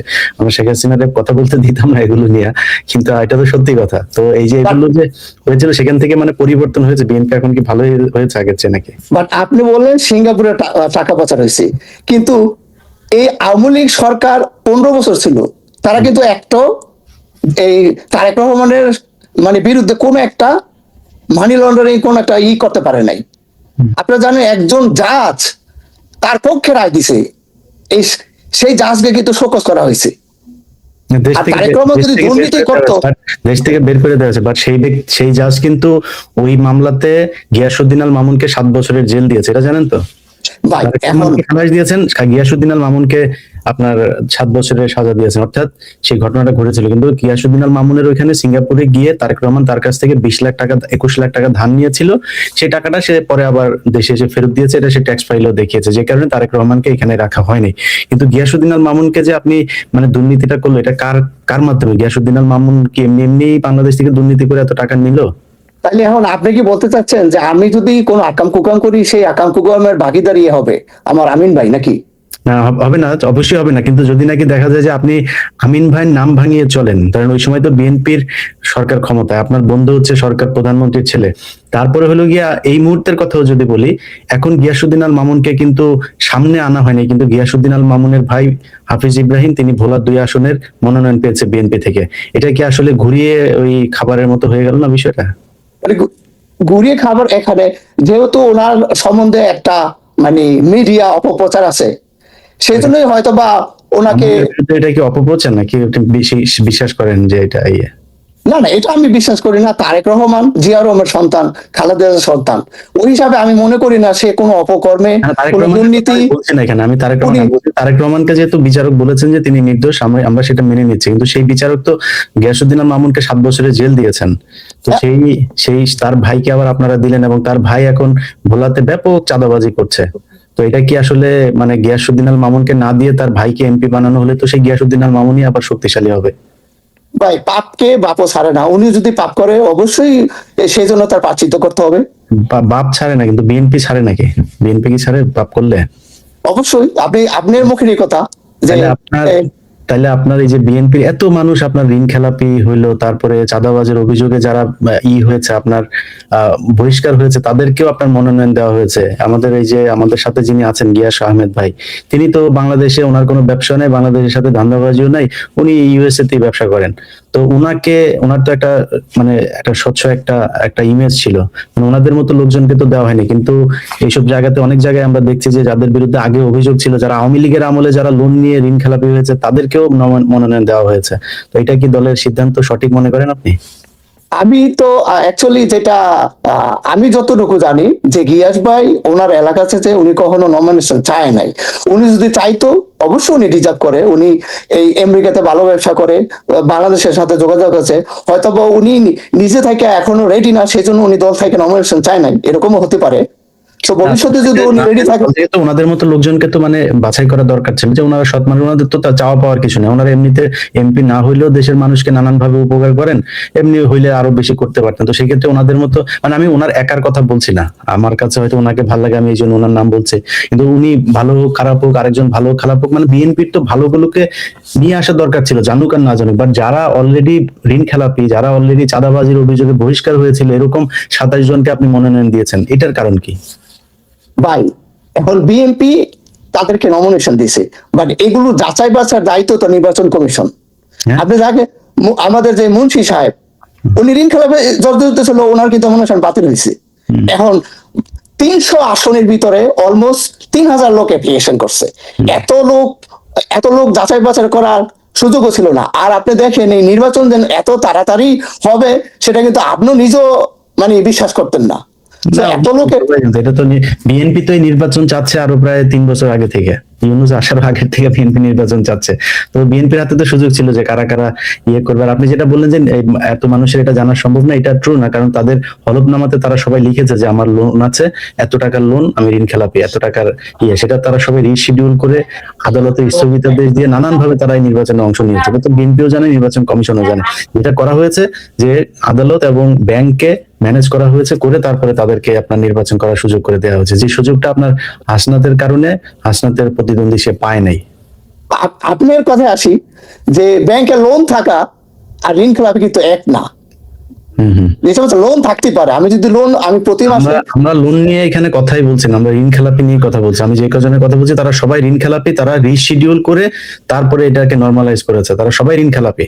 তাহলে এটা তো আমি মনে করি বর্তমান নির্বাচন কমিশনের ব্যর্থতা, আর আমি মনে করি এই সরকারের ব্যর্থতা, এখানে তো বিএনপির ব্যর্থতা না। এখন বিএনপি তো চাবেই তার যোগ্য লোকটা এই নির্বাচনে আসুক। হ্যাঁ, কিন্তু বিএনপির সমস্যা যেটা হয়েছে, আমাদের হাতে তো অপশন নাই, নির্বাচন কমিশনও সেই চাপটা দিতে পারে নাই। যেমন বিএনপির অন্তত 1/2 শতাধিক মানুষের নামে অভিযোগ আছে যে তারা সবাই ডুয়েল পাসপোর্ট নিয়ে তারপর নির্বাচন করছেন। এখন এটা যদি বাদ দিতে যায়, সেক্ষেত্রে অনেকেই বলে থাকেন তারেক রহমানও ডুয়েল সিটিজেন, তাকেও বাদ দিয়ে দিতে হবে। এটা কি সম্ভব, নির্বাচন করা সম্ভব? তাহলে নির্বাচন কমিশনকে কিছু ইয়ে তো একটা, এবার নির্বাচনটা তো একটা বিশেষ পরিস্থিতিতে হচ্ছে, তো সেক্ষেত্রে তাদের এইসব মানে ছাড়গুলো দিতে হয়েছে, তাদের হাতে অপশন ছিল না। দিনেশ ভাই, এরকম ভিত্তিহীন অভিযোগ থাকতেই পারে। দেখেন, আমি 10 বছর পর বাংলাদেশে গেলাম, আমি আমার পার্সোনাল কয়েকটা কাজে গেছি, আমি যেহেতু বিএনপির সাথে জড়িত। তা আপনি দেখছেন, আপনার একটা লাইভে আমি অনেক কিছু বলছি, আমি দেশের কিছুই করি না, তারপরেও কিন্তু আমার ওই কিছু কিছু লোক বলতেছে বাটপার। ভাই আমি কি বাটপারি করলাম? মানে বিএনপি করেন এই জন্য বাটপার বলে না কি জন্য? এখন এলাকার লোকজনের হয়তো বা তার এগেইনস্টে কিছু গেছে, ব্যক্তির উপরে গিয়ে পড়ছে, ব্যক্তির স্বার্থের উপরে পড়ছে, এই জন্য। সে এরকম অনেক লোকই আছে যে আপনার প্রোপাগান্ডা, মিথ্যা অভিযোগ, ভিত্তিহীন অভিযোগ আনতেই পারে, সেটাই স্বাভাবিক। আচ্ছা, আমরা আমরা আমরা রানা নামে একজনকে করেছি ভাই, আপনারা সবাইকে একটু বলে রাখি, যারা যুক্ত হবেন, মানে আমার সাথে আর কি ব্যক্তিগত আলাপ না করে আপনাদের নির্বাচন নিয়ে কথা বললে ভালো হয়, যে নির্বাচনে আপনার এলাকায় কি দেখছেন, কেমন প্রার্থীকে ভোট দিবেন, আমরা এটা একটু জানার চেষ্টা করব। জি রানা ভাই বলেন। আসসালামু আলাইকুম ইলিয়াস ভাই, ভালো আছেন? বুঝলাম জি ভাই। জি ভাই, আমি আসলে ব্যক্তিগতভাবে আপনারা যারা অনলাইন অ্যাক্টিভিস্ট তাদের অনেক ফ্যান। তো শুরুতে আমি 2 মিনিট কথা বলবো, বেশি সময় নেবো না, যেটাও আপনার অনেকগুলো গেস্ট আছে। আমি এইমাত্র দেওয়ার ভাইয়ের কথা শুনতেছিলাম, উনি খুব সুন্দর করে বিএনপি কে অপরাধ থেকে এড়িয়ে গেছেন। তো আমি একটা কথা বলতে চাই, সেটা হচ্ছে উনি যে বললেন নির্বাচন কমিশনের ব্যর্থতা, কিন্তু এই ঋণ খেলাপি এবং এই ঋণ খেলাপিদের নমিনেশন দেওয়ার জন্য বিএনপি আন্দোলন করছে। এখন আমার কথা হচ্ছে, তারেক রহমানের যদি অনুমতি না থাকে এই আন্দোলন কখনো সম্ভব না। সুতরাং শুধু এখানে নির্বাচন কমিশনারের ব্যর্থতার আগে অবশ্যই বিএনপির অনেক বড় ব্যর্থতা আছে, ঠিক না ভাইয়া? এটা আপনার দিতে হইতে পারে। না না না, এটা তো দেশবাসী দেখছে। ঋণ খেলাপিদেরকে নমিনেশন দেওয়ার জন্য বিএনপি আন্দোলন করছে, এবং আন্দোলনে বাধ্য হয়ে এক পর্যায়ে নির্বাচন কমিশন তাদেরকে নমিনেশন দিতে বাধ্য হয়েছে, এটা দেশবাসী দেখছে। আচ্ছা থাক। আর হচ্ছে কি, আমি আরেকটা কথা বলতে চাই, বর্তমানে দেশের পরিস্থিতি আমরা দেখতেছি। তো আমার কথা হচ্ছে, আপনারা যারা অনলাইন অ্যাক্টিভিস্ট আছেন, তারা অন্তত দেশবাসীদেরকে একটু মানে বলতে পারেন, যেহেতু প্রশাসন বেশিরভাগে আপনারা দেখতেছেন বিএনপির কোলে ঢলে পড়ছে। হ্যাঁ, তো আপনি পিনাকি যারা আছেন সবাইকে অন্তত রিকোয়েস্ট করে বলবো যে প্রশাসনের দিকে তাকিয়ে না থেকে যেভাবে আমরা আমাদের ভোটটাকে রক্ষা করতে পারবো, ইলিয়াস ভাই আপনি আপনার মাধ্যমে অন্তত দেশবাসীকে সেভাবে উৎসাহিত করবেন যে মানে কোনো দিকে না, বিএনপির দিকেও না, আওয়ামী লীগের দিকেও না, বা জামাতের দিকে না, যেভাবে আমরা আমাদের ভোটটাকে রক্ষা করতে পারি এই অ্যাডভাইসটুকু করবেন, আমি ইলিয়াস ভাইকে অনুরোধ করবো। জি, আর লাস্ট ধন্যবাদ আমি ভাই। একটা কথা বলবো, জি বলতে চাই। আসলে আমার মনে একটা কোশ্চেন, আমার মতো আমার অনেক ফ্রেন্ড সার্কেলের মনে একটা কোশ্চেন, সেটা হচ্ছে নর্মালি কিন্তু প্রশাসন চাচ্ছে, আমরা দেখতেছি প্রশাসন চাচ্ছে বিএনপি ক্ষমতায় আসুক, পুলিশ সেনাবাহিনী অথবা নির্বাচন কমিশনের আচরণ সেভাবে আমরা দেখতেছি। এখন আমার প্রশ্ন হচ্ছে, আমি জানি না যে কারণ আপনাদের যারা নির্বাচন নিয়ে একটু ঘাটাঘাটি করেন, বুঝেন, তাদের কাছে আমার প্রশ্ন, যদি আমরা এলাকা ভিত্তিক ভাবে প্রত্যেকটা কেন্দ্র থেকে যদি আমরা ভোটগুলো গণনা করে নিজের কেন্দ্রটাকে ঠিক করে ভোট গণনা করে নিতে পারি, তাহলে কি প্রশাসন ইচ্ছে করলে এখানে কারচুপি করা সম্ভব কিনা? না, সম্ভব না। এটুকু। আপনারা সচেতন থাকলে অবশ্যই সম্ভব না। এখানে আবার আমি আর বিষয় আছে, ধরেন আজকে গতকালকে একটা নির্দেশনা আমার মনে হয় প্রতিটা কেন্দ্রে যখন ভোট গণাগণি হয় সবাইকে একটা রেজাল্ট দেওয়া হয়। না, 400 আর আপনারা গজের যদি ওই ভিতরে কোনো রেজাল্ট রাখা যাবে না। ফেসবুকে পাবলিশ করে দেন, তাহলে তা কোনো নির্বাচনের সম্ভবই না এটা কারচুপি করার। কারচুপি কিভাবে হবে? যেমন আমার এলাকায় হচ্ছে যে এখন আওয়ামী লীগের টাকা দিয়া আমাদের যে স্বতন্ত্র প্রার্থী আসছে, তারা এখন এই আওয়ামী লীগের টাকাতে নির্বাচন করতেছে। ওইভাবে কারচুপি হবে, অন্যভাবে কোনো কারচুপি হবে না। এখন যদি আওয়ামী লীগে লোকেরা জামায়াত ইসলামকে ফাইন্যান্স করে, তাহলে ওইভাবে হয়তো বা কারচুপি হতে পারে ভোট কেনার ব্যাপারে। আচ্ছা, রাজু ভাই আছেন আমাদের সাথে। রাজু ভাই কি অবস্থা, কেমন আছেন ভাই? আচ্ছা, দাদা কেমন আছেন দাদা, বলেন। নমস্কার, আমি আগরতলা ত্রিপুরা থেকে। ওরে বাবা, আপনি ত্রিপুরা থেকে যুক্ত হয়েছেন, জি বলেন। ধানের শীষ না দাঁড়িপাল্লা, দাদা বলেন। আমার একটা প্রশ্ন, হ্যাঁ দাদা আপনি তো আরেক দেশের, এই জন্য আপনারা সরাসরি মার্কা জিজ্ঞেস করে, ধানের শীষ নাকি দাঁড়িপাল্লা বলেন। না কোনো আমি সত্যি মানে কইতে পারি না, কিন্তু আমরা ফুল ফলো করতেছি ইলেকশনটার প্রতি। ইলেকশনটা কি আদৌ কি সুস্থ ভাবে হইব? ইনশাল্লাহ। বর্তমান যে পরিস্থিতি দেখতেছি, টুকটাক ঘটনা যে দাঁড়িপাল্লা ধানের শীষে মারাপিট লাগতেছে, এতে কইলাম মানে দেখতে খুবই খারাপ লাগতেছে। না অসুবিধা, মানে নিউজটা কিলাম বাইরে যাচ্ছে না। মামুলিক যারা ইন্টারনেট হাতায় বা আমরা বাইরের মানে মনে করেন পার্শ্ববর্তী দেশ ত্রিপুরা রাজ্য থেকে লক্ষ্য করতেছি, দেখতেছি।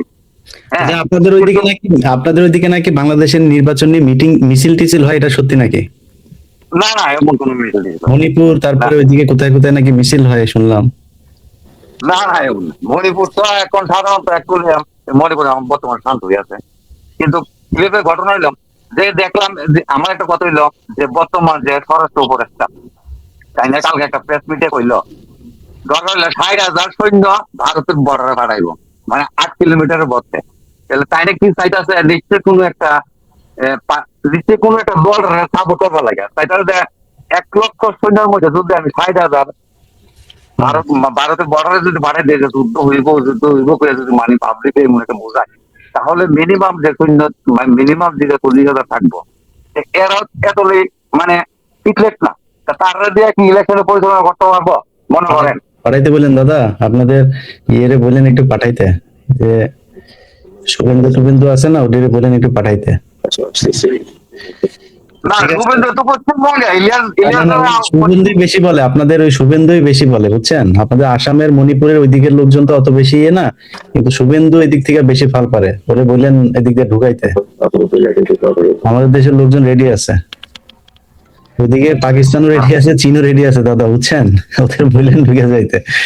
যাক দাদা, ভালো থাকেন। আমরা এটা করি না তো, আমরা যদি কেউ যদি আংলায় যদি না যদি তাহলে আমরা কেউ এটা করতাম না। আজকে আমরা কেন স্বাধীন আসলাম হাসিনার দ্বারে, ইলিয়াস ভাই একটা কথা কই দর্শকের দ্বারে উপস্থিত একটা দর্শকের দ্বারে আমরা হাসিনার থেকে গ্যারেন্টি পাইছি যে একটা গ্যারেন্টি যে আমরা নর্থ ইস্ট সিস্টারের মধ্যে কোনো ঘটনা হইতো না বা কোনো কিছু হইতো না, এটা একটা গ্যারেন্টি হাসিনা দিছিল। এটাই আমরা হাসিনা সরকারের মানে ভালো ভাই বা হাসিনারে ভালো ভাই এই জিনিসটা লাগে। কিন্তু বর্তমানে তো জামাত আমি যদি গ্যারান্টি যে নর্থ ইস্টার্ন সিস্টেমের কোনো কিছু হইতো না, হ্যাঁ কোনো কিছু ঘটনা হইতো না ভাই হ্যাঁ ভিতর থেকে, তো আজকে দেখ না জামাত আয়োগ না, নো কমপ্লেট, আমরা কোনো অসুবিধা না। আমরা কি অসুবিধা? তোমরা দেশে যে কোনো পরিচালনা করো, তোমরা চলো বাস, এইটাই তোমরা চাই আর কিছু চাই না। আরেকটা জিনিস চাই মানে কিটা আমরা যে আন্ডারস্ট্যান্ডিংটা আজকে দেখেন বাংলাভাষী আমি বললাম নেপালি বাংলা ভাষা বলি, কিন্তু একটা ঘটনা দেখেন আজকে ক্রিকেট প্লেয়ার বললাম বহুত নেগলেস হইতেছে বললাম। আজকে যদি বাংলাদেশের ক্রিকেটটা যদি ভারতের সঙ্গে সাপোর্ট থাকতো, আজকে ভারত বাংলাদেশের ক্রিকেটটা ইন্টারন্যাশনাল নিয়ে সুবিধা একটু নিলে, কেমন তুলে নেন অনেক রকম হেল্প দিয়া করবে, যেমন পোস্ট দিয়া হোক, সবকিছু দিয়া হোক, বুঝলি? কিন্তু এই জিনিসটা বাড়া না, আজকে জিনিসটা বোঝা গেল যে আজকে বাংলাদেশের মানুষ ভারতের মধ্যে কত নেগলেছে রায় এই জিনিসটাতে কই। কিন্তু আমরা দেন এমন একটা জাতি, আমরা বলে মারি উপরে কম বলে মারি নিচাটা বেশি বলি, ইন্দুরের মতো, বুঝলি ইলিয়াস ভাই? আমরা আপনারা কইলেন যে চিকেন লেগ টাকা নেবেন, তখন চিকেন লেগের নিচা দিয়ে এমন রোডই বা ইলিয়াস ভাই, বাংলাদেশ কি চাইনা কি পাকিস্তান কি এটা বন্ধই জানতো না, এটা রাস্তার নিচাটা কই দেওয়া গেছে, কিটা উঠছে না উঠছে, বুঝলি? রাজু ভাই, দাদা শুনুন, আমরা বাংলাদেশের নির্বাচনের কথা বলতে চলে রাখি। আমি 1 মিনিট একটু কথা বলি। হ্যাঁ, সেটা হয়েছে আপনি যেটা বললেন না যে আমরা আপনারা বাংলাদেশ নিয়ে এই করেন না, আমাদের বাংলাদেশের সমস্যাটা শুনেন। আপনাদের ওইখানে আপনার যদি বাংলাদেশে কোনো হিন্দু থাকে তাকে একটু জিজ্ঞেস করেন যে তারে কোনোদিন শুকরের মাংস খাওয়ার জন্য পেটানো হয়েছে কিনা, কিন্তু আপনাদের ওইখানে গরুর মাংস খাওয়ার জন্য শত শত মানুষকে মারা হয়েছে এই ভারত উপমহাদেশে। আমি ভারতবর্ষ কম, আমার ত্রিপুরা স্টেটের সম্বন্ধে কইতারি, আমার ত্রিপুরা স্টেটের মধ্যে এমন ঘটনা হয়েছে না আজ পর্যন্ত। না, ত্রিপুরা তো ইন্ডিয়া না, আপনার ত্রিপুরা তো ইন্ডিয়াকে চালায় না, ইন্ডিয়া বাংলাদেশকে চালায় হলো দিল্লি। আপনি তো জানেন। শুনেন দাদা, শুনুন, আপনি কি জানেন যে আমাদের দেশের ক্যাম্প করে এরা তো নিশ্চয়ই জানে ত্রিপুরা ভূগোলের সম্বন্ধে, আপনাকে বাংলাদেশের নির্বাচনের কথা বলি আমরা, এটা বাদ দিই ভাই, ইলিয়াস ভাই, নিয়ে আসি। তবে আপনারা একটা জিনিস বলি, সেটা হচ্ছে যে এই ভারত সেই ভারত যে কিনা আমাদের দেশের কোর্টের সামনে থেকে মানুষকে তুলে নিয়ে ভারতে আচ্ছা, ওনার মনে ত্রিপুরা পাঠানো আমাদের উচিত, দেশের আমার মনে হয়। মানুষকে, রাজনৈতিক দলের নেতাকে জোর করে তুলে নিয়ে তারপরে আপনাদের শিলংয়ে নিয়ে রাখে।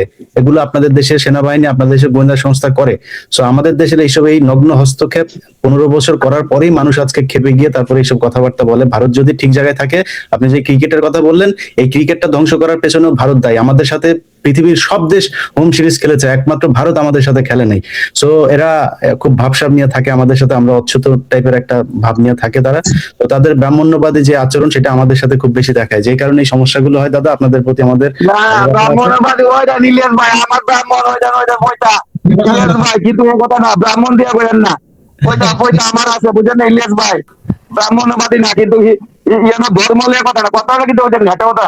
আজকাল বাংলাদেশে না সরকার আয়োগ যাক, এটা কোন কথা না। আজকে জামাত আছে, জামাত ভালো হবে, যদি জামাত আয়োগ থাকুক না হোক, জামাত আয়োগ বা বিএনপি আয়োগ, এরা ভালো হবে তো আমরা ভালো কনফার্ম দেখেন। আগে সবকিছু ভুলিয়া দিকা, আমরা এমন বাঙালি জাতি মনে একটা জিনিস কিনা আমরা বললাম খারাপ জিনিসটা তাড়াতাড়ি ভুলিয়া দেখা ফেলাম। না, আপনার মতো দাদা, আপনি তো সহজ সরল মানুষ, আপনার মতো সহজ সরল চোখে ভারত যদি যাক, ভালো থাকেন দাদা, আপনি ভালো থাকেন, দোয়া করেন আমাদের দেশ, আপনাদের দেশ সব। ভাই, আমরা ইলেকশন আর আমরা দোয়া করি আপনারা খুব দ্রুত স্বাধীন হয়ে যান। হ্যাঁ, জি ভাই। এই শাকির ভাই আপনি বলেন ভাই। সরি, আপনি সরকারে বলেন, পরে গেট বাড়তে একটু শুনবো। জি শাকির ভাই। আমিন ভাই, ওনার কথাবার্তা তো বোঝা যায় ওনার বাড়ি সে কেমন হয়েছে কুমিল্লা দেবিদ্বার, ওনার তো মনে হয় না উনি ত্রিপুরার। ওই না, ওই দিকের ভাষার মতো অনেক ইয়ে আছে। আসসালামু আলাইকুম ইলিয়াস ভাই, আমি একজন দেশপ্রেমিক এবং আপনাকে খুব ভালোবাসি। আমি শুধু একটা প্রশ্ন করতে চাই যে হেফাজতের আমির, উনি অনেক মুরব্বী মানুষ, যে উনি একটা ফতোয়া দিলেন বিএনপি জায়েজ জামাতে বিরুদ্ধে যে যুদ্ধ ঘোষণা করলেন, এই বিষয়ে আলোচনা করবেন। আর আরেকটা প্রশ্ন হচ্ছে কি, যে ভোট কেন্দ্রে যে মোবাইল নেওয়ার বিষয়ে যে সরকার একটা ঘোষণা দিয়েছে যে মোবাইল নিতে পারবে না, তাতে কোনো কারচুপি হবে কিনা, দয়া করে এই দুটো প্রশ্নের উত্তর দিবেন। জি, আমাদের সাথে আরেকজন আছে আবু সাইদ ভাই। আবু সাইদ ভাই বলেন। আসসালামু আলাইকুম। ওয়ালাইকুম আসসালাম। ধন্যবাদ ইলিয়াস ভাই আমাদেরকে সুযোগ করে দেওয়ার জন্য, কথা বলার জন্য। আমি একজন 24 যোদ্ধা, রাজপথের যোদ্ধা। আমি এখন সৌদি প্রবাসী। জুলাই আগস্টের 2 মাস পরে আমি নভেম্বরের 1 তারিখে সৌদি আরবে আসি। আমিও রাজপথে ছিলাম বগুড়াতে, আমার জেলা বগুড়াতে। আমি সাত মাথায় রাজপথে ছিলাম এবং ছোড়া অনেক রাবার বুলেট আমার শরীরে লাগছিল। যাই হোক, সেটা আমাদের তো অতীত। এখন আসলে 24 হয়েছে কিনা, এটা আসলে আমাদের দেশের বড় দলের পক্ষে থেকে 24 নামে যে কিছু একটা হয়েছিল, এটা সেভাবে এরা ফিল করে না। এটা আমাদের একটা কনসার্নের জায়গা, কষ্টের জায়গা। 71 আমাদের অস্তিত্ব, দেশের অস্তিত্ব, সেটা ঠিক আছে, আমরা এই 71কে ওন করি এবং ভালোবাসি। 24কে কিন্তু সেই সাথে আমাদেরকে ওন করতে হবে। 24কে যদি আমরা ভুলে যাই, সেই দলই ভুলে যেতে পারে যে দলে 24-এর কোনো অস্তিত্ব ছিল না। যে দলের 24কে যারা ভালোভাবে কাজে লাগাতে পারে নাই, তারা এই 24কে ভুলে যায়। এই 24কে নিয়ে তাদের বেশি বক্তব্য নেই। এটা একটা বিষয়। আরেকটা বিষয়, আপনি হয়তো অবগত আছেন যে মির্জা ফখরুলের ভাই তার একটা প্রতিষ্ঠান 22 কোটি টাকা জনতা ব্যাংকের থেকে এই ঋণটাকে মওকুফ করে নিয়েছে নির্বাচনের আগে আগে। এটা কিভাবে মওকুফ হয়, এই একটা বিষয়। আর এই যে জামাতকে যে বলে নারীবাদী, জামাত হলো নারী বিদ্বেষী একটা দল। আপনি গতকাল অবগত আছেন যে নীলফামারী 2 আসন থেকে পৃথিবীর ইতিহাসে, বাংলাদেশের ইতিহাসে এত বড় মহিলা নারী সমাবেশ, মহিলা নারীদের যে এত বড় একটা মিছিল মনে হয় বাংলাদেশের ইতিহাসে হয় নাই। যদি জামাতে ইসলাম নারী বিদ্বেষী হতো, তাহলে এই যে অর্ধ লক্ষ মহিলা, কালকে সবাই বলতেছে যে আমরা ভিডিওতে দেখেছি এত মহিলা, এত নারীগুলো তাহলে রাজপথে জামাতের জন্য এবং ন্যায় ইনসাফের জন্য রাজপথে আসতো না। তো আমার কথা, আরেকটা ছোট্ট একটা বিষয়, তারেক রহমান দেশের জন্য প্রবাসী থেকে অনেক কিছুই করেছেন, সেটা আমরা অবগত আছি। তার বক্তব্য ছিল তখন গঠনমূলক এবং সৌন্দর্য, এবং তার বক্তব্যগুলো শুনে মনে হয়েছিল তিনি ভবিষ্যতে দেশের জন্য, দেশকে নেতৃত্ব দেওয়ার জন্য উপযোগী। আরেকজনের কাছে যাই। হ্যাঁ, আপনি বললেন 2-3টা হয়ে গেছে, তো নুরুজ্জামান ভাই আপনি বলেন। আসসালামু আলাইকুম ভাই, এবং সকল দর্শক এবং যারা ছিল বক্তব্য ছিল সবাইকে ধন্যবাদ। আসলে আমি 24 পরবর্তী সময়ে আমরা দেখতে পাচ্ছি যে বিএনপি অনেকটাই জুলাইকে অন করতে পারে নাই, যার ফলশ্রুতি আমরা ইনশাআল্লাহ 12 তারিখ দেখতে পাবো। এবং এই যে ভাই সত্য কথা বলি, আমার পরিবার কট্টর আওয়ামী লীগ, 4 তারিখ আমার বাড়ি বাইন্ধে রাখছি, মানে আঞ্চলিক বলি, মানে বাড়ি কি বলে এটা, মানে একদম আম্মা বলছে দরজা লাগাইছে যে যাওয়া যাবে না, এই সেই, তো আওয়ামী লীগ করে। আমি বলছি যে দেখো আমার এখানে আর সময় নাই, দেশের এই অবস্থাতে ঘরে থাকার সময় নাই, এখন যাইতে হবে। এখন যখন 12 তারিখ নির্বাচন, এখন আবার ধরেন 11 দলীয় জোট যে সমর্থিত ওনাদের ইস্তেহার বা আপনাদের অ্যাক্টিভিজম, পিনাকিদাদের অ্যাক্টিভিজম সব দেখার পরে আমরা একটা বুঝতে পারছি যে দেশটা কোন দিকে যাওয়া উচিত। ঠিক আছে, এখন এই যে বাস্তবতা, গতকাল আমি বিএনপি করি না, কিন্তু আমার বিএনপি পোস্টে দিয়ে রাখছে, কিন্তু আমি তো ভোট দিব জামাতে, আমি সিল হ্যাঁ ভোটে দিব। গণভোটের কথা বললো বিভিন্ন জায়গা থেকে বাধা আসে, স্থানীয় নীতিবৃন্দ যারা আছে বিএনপি তাদের কাছে গিয়া। এখন কথা হচ্ছিল 12 তারিখে প্রমাণ হবে আসলে কারা দেশের পক্ষে আর কারা মানে 71 বিক্রি করতেছে বা 24কে ধারণ করতেছে না। ঠিক আছে, আমরা চাই দেশটা সুন্দর হোক এবং দেশটা যেন আবার এই ফ্যাসিবাদের আওতায় না আসে, এবং মানে দেশের যেমন আপনাদের মতো ব্যক্তিরা দেশে আসতে পারতেছেন, এটা আমাদের জন্য লজ্জার। আমরা চাই আপনারা দেশে আসেন এবং দেশের জন্য কাজ করেন। অনেক ব্যক্তিবর্গ আসছে, ঠিক আছে, এবং আমরা এই যে এখনো ছাত্র, আমি কিন্তু আপনার রাষ্ট্রপতি president Abdul medical college student, ওইখান থেকে আন্দোলন করছি। ঠিক আছে, ওইখান থেকে হোস্টেল আমাদেরকে মানে জায়গা দেন, তারপরে অনেক নানান ধরনের নির্যাতন সহ্য করতে হয়েছে, বুলেট খাইলাম। এখন আমরা চাই যদি বিএনপি ক্ষমতায় আসে, বিএনপি তো ক্ষমতা আসবে, ঠিক আছে, আমরা চাই ক্ষমতায় আসুক, কিন্তু ওনারা আসার 1.5 মাস 1.5 বছর আগে যেগুলো শুরু করছে, এখন আসার পরে যা হবে আল্লাহ পাক ভালো জানে। আমরা চাই এমন একটা সরকার আসুক। নুরুজ্জামান ভাই, আপনি ভোট দিবেন দাঁড়িপাল্লায়, তো বিএনপি ক্ষমতায় আসবে? সেটাই তো আমরা চাই বিএনপি ক্ষমতায় আসুক, কিন্তু যে পরিস্থিতি মানে ভিতরে সব গুপ্ত, বিএনপি আপনার এই যে অফিসে আপনি দাঁড়িপাল্লায় ভোট দিলে না আমি জীবন ভোট দেবো, কিন্তু আমার এখন আমার কথা হচ্ছে সেটাই তো, মানে সবাই বলতে দানিশ আসবে, কিন্তু আমরা ভিতরে খবরটা জানি। যেমন আমার আম্মা কট্টর আওয়ামী লীগ, বাবা কট্টর আওয়ামী লীগ, এদেরকে আমি কনভিন্স করে জামাতে নিয়ে নিচ্ছি, কিন্তু সবাইকে বলতেছি হ্যাঁ দানও ভোট পাবো, দানেই ভোট দিব, কিন্তু না এখন যদি না বলি তাহলে আমাদের বাড়িতে হামলা হবে। এখন আপনি কি করবেন বলতে তো হবে নাকি, নিজের সেফ তো মানে সেফ নিতে হবে। বলে দিলেন, লাইভে যে বলে দিলেন, এখন সমস্যা হবে না? এখন এখন যা হওয়ার আল্লাহ তাআলা মানে হবে আর কি, এখন কিছু করার নাই, কি করবে এখন, আর কিছু করার নাই, যা হবার আল্লাহ হবে, কিন্তু 12 তারিখে দেখা যাবে যা হবার আল্লাহই করবে। আপনি টেনশন করেন না, আপনার দল তাহলে ক্ষমতায়, গুপ্ত আওয়ামী লীগ, গুপ্ত জামাত নাকি? আপনার দল ক্ষমতায় আসতেছে। শুনেন, আপনারা গুপ্ত ছিলেন এতদিন, আওয়ামী লীগে গুপ্ত ছিলেন, এখন গুপ্ত হয়ে জামাতে ঢুকতেছেন, এই তো। শুনেন এগুলো বলতেছেন না, এগুলো বলার কারণে আপনাদের বুট কমতেছে প্রতিদিন 10 থেকে 20,000 করে প্রতি সেকেন্ডে। শুনেন ভাই মিলাই নিয়ে আমি বললাম না, আমি একটা কথা বলি আপনারে, বাংলাদেশের জন্য বিএনপি দরকার। আপনি দেখেন 71 দেখেন, তারপরে শেখ মুজিবের শাসনের পরে দেখেন জিয়াউর রহমান দেশটাকে ধরছে, তারপর স্বৈরাচার এরশাদের পরে আমাদের বেগম জিয়া এই বাংলাদেশটা আগায় নিছে। আর আমি মনে করি বর্তমান যে প্রেক্ষাপট, এই প্রেক্ষাপটে বিএনপির কোনো বিকল্প নাই, এই বিএনপি পারবে এই দেশটাকে আগায় নিতে। শোনেন, এটা এক্সপিরিয়েন্স। আপনি বলতেছেন এই জুলাই, অবশ্যই জুলাই আন্দোলন একটা ফ্যাক্ট, বাট আমরা কিন্তু 71 ভুলে যাইতেছি। আমরা যে 75-এর যেই বীর নেতারা যে শাসন আমলকে কিল করছে তাদেরকে ভুলে গেছি, আর 90-এর গণ আন্দোলনে যারা আত্মত্যাগ দিচ্ছে তাদেরকে ভুলে গেছি। তো আমি মনে করি এই 24ও ভুলে যাবে, বিকজ আমরা বাঙালিরাই আত্মবোলা জাতি। আমাদের উচিত এই 71 বলেন, 75-এর পরের বলেন, 90-এর পরে বলেন, এগুলোকে আমাদের ইতিহাসে সবগুলোকে গাদা মানে কি বাধাই করে রাখতে হবে। বাধাই না করলে আমাদের ইতিহাসকে সংরক্ষণ করতে হবে। সংরক্ষণ না করলে আমরা সবকিছু একসময় ভুলে সব যাবো। শেষেরটাই আপনারা বাদ দিয়ে দিয়েছেন, আপনারা নায়ের পক্ষে ভোট করেন কেন? হ্যাঁ বলতে পারা যায়, হ্যাঁ বলতে পারা। কে হ্যাঁ বলছে? কি করে কোন মাসে ভোট দিবেন, হ্যাঁ না নাতে? বেলাল ভাই কি হ্যাঁ না না? বেলাল ভাই হ্যাঁ না কি না? বেলা হোসেন, আপনি একটু হ্যাঁ ভোট দিবেন আর না ভোট দিবেন? আচ্ছা গ্যাস ভাই, আমাদের এই যে একজন গেস্ট নুরুজ্জামান ভাই, উনি যে ইলিয়াস ভাই অনেক কথা শোনা যাচ্ছে না, ক্ষোভটা জানাইলেন যে আপনার বিএনপি নায়ের পক্ষে ভোট দেওয়ার জন্য মানুষের উপরে জোর জুলুম করছে, কেন ভাই? আচ্ছা, আপনার অনেক অনেক প্রশ্ন এখানে এসে গেছে। প্রথম কথা হলো যে তারেক রহমানের কোনো ডুয়েল সিটিজেন নাই, ব্রিটিশ পাসপোর্ট নেই। কারণ তিনি যখন বাংলাদেশে ঢুকেছেন, তাহলে তো তার যদি ব্রিটিশ পাসপোর্ট থাকতো, ব্রিটিশ পাসপোর্ট দিয়ে ঢুকতেন, এগুলো সঠিক নয়। দ্বিতীয় হলো যে বাংলাদেশে মনে করেন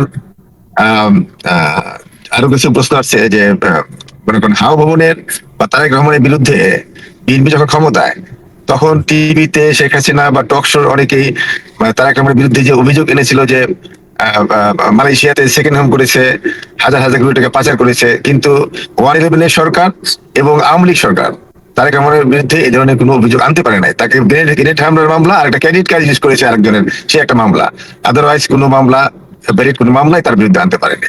আপনার শেখ হাসিনার বিরুদ্ধে মানুষে বলেছে যে ব্রিফকেস করে টাকা দিয়েছে।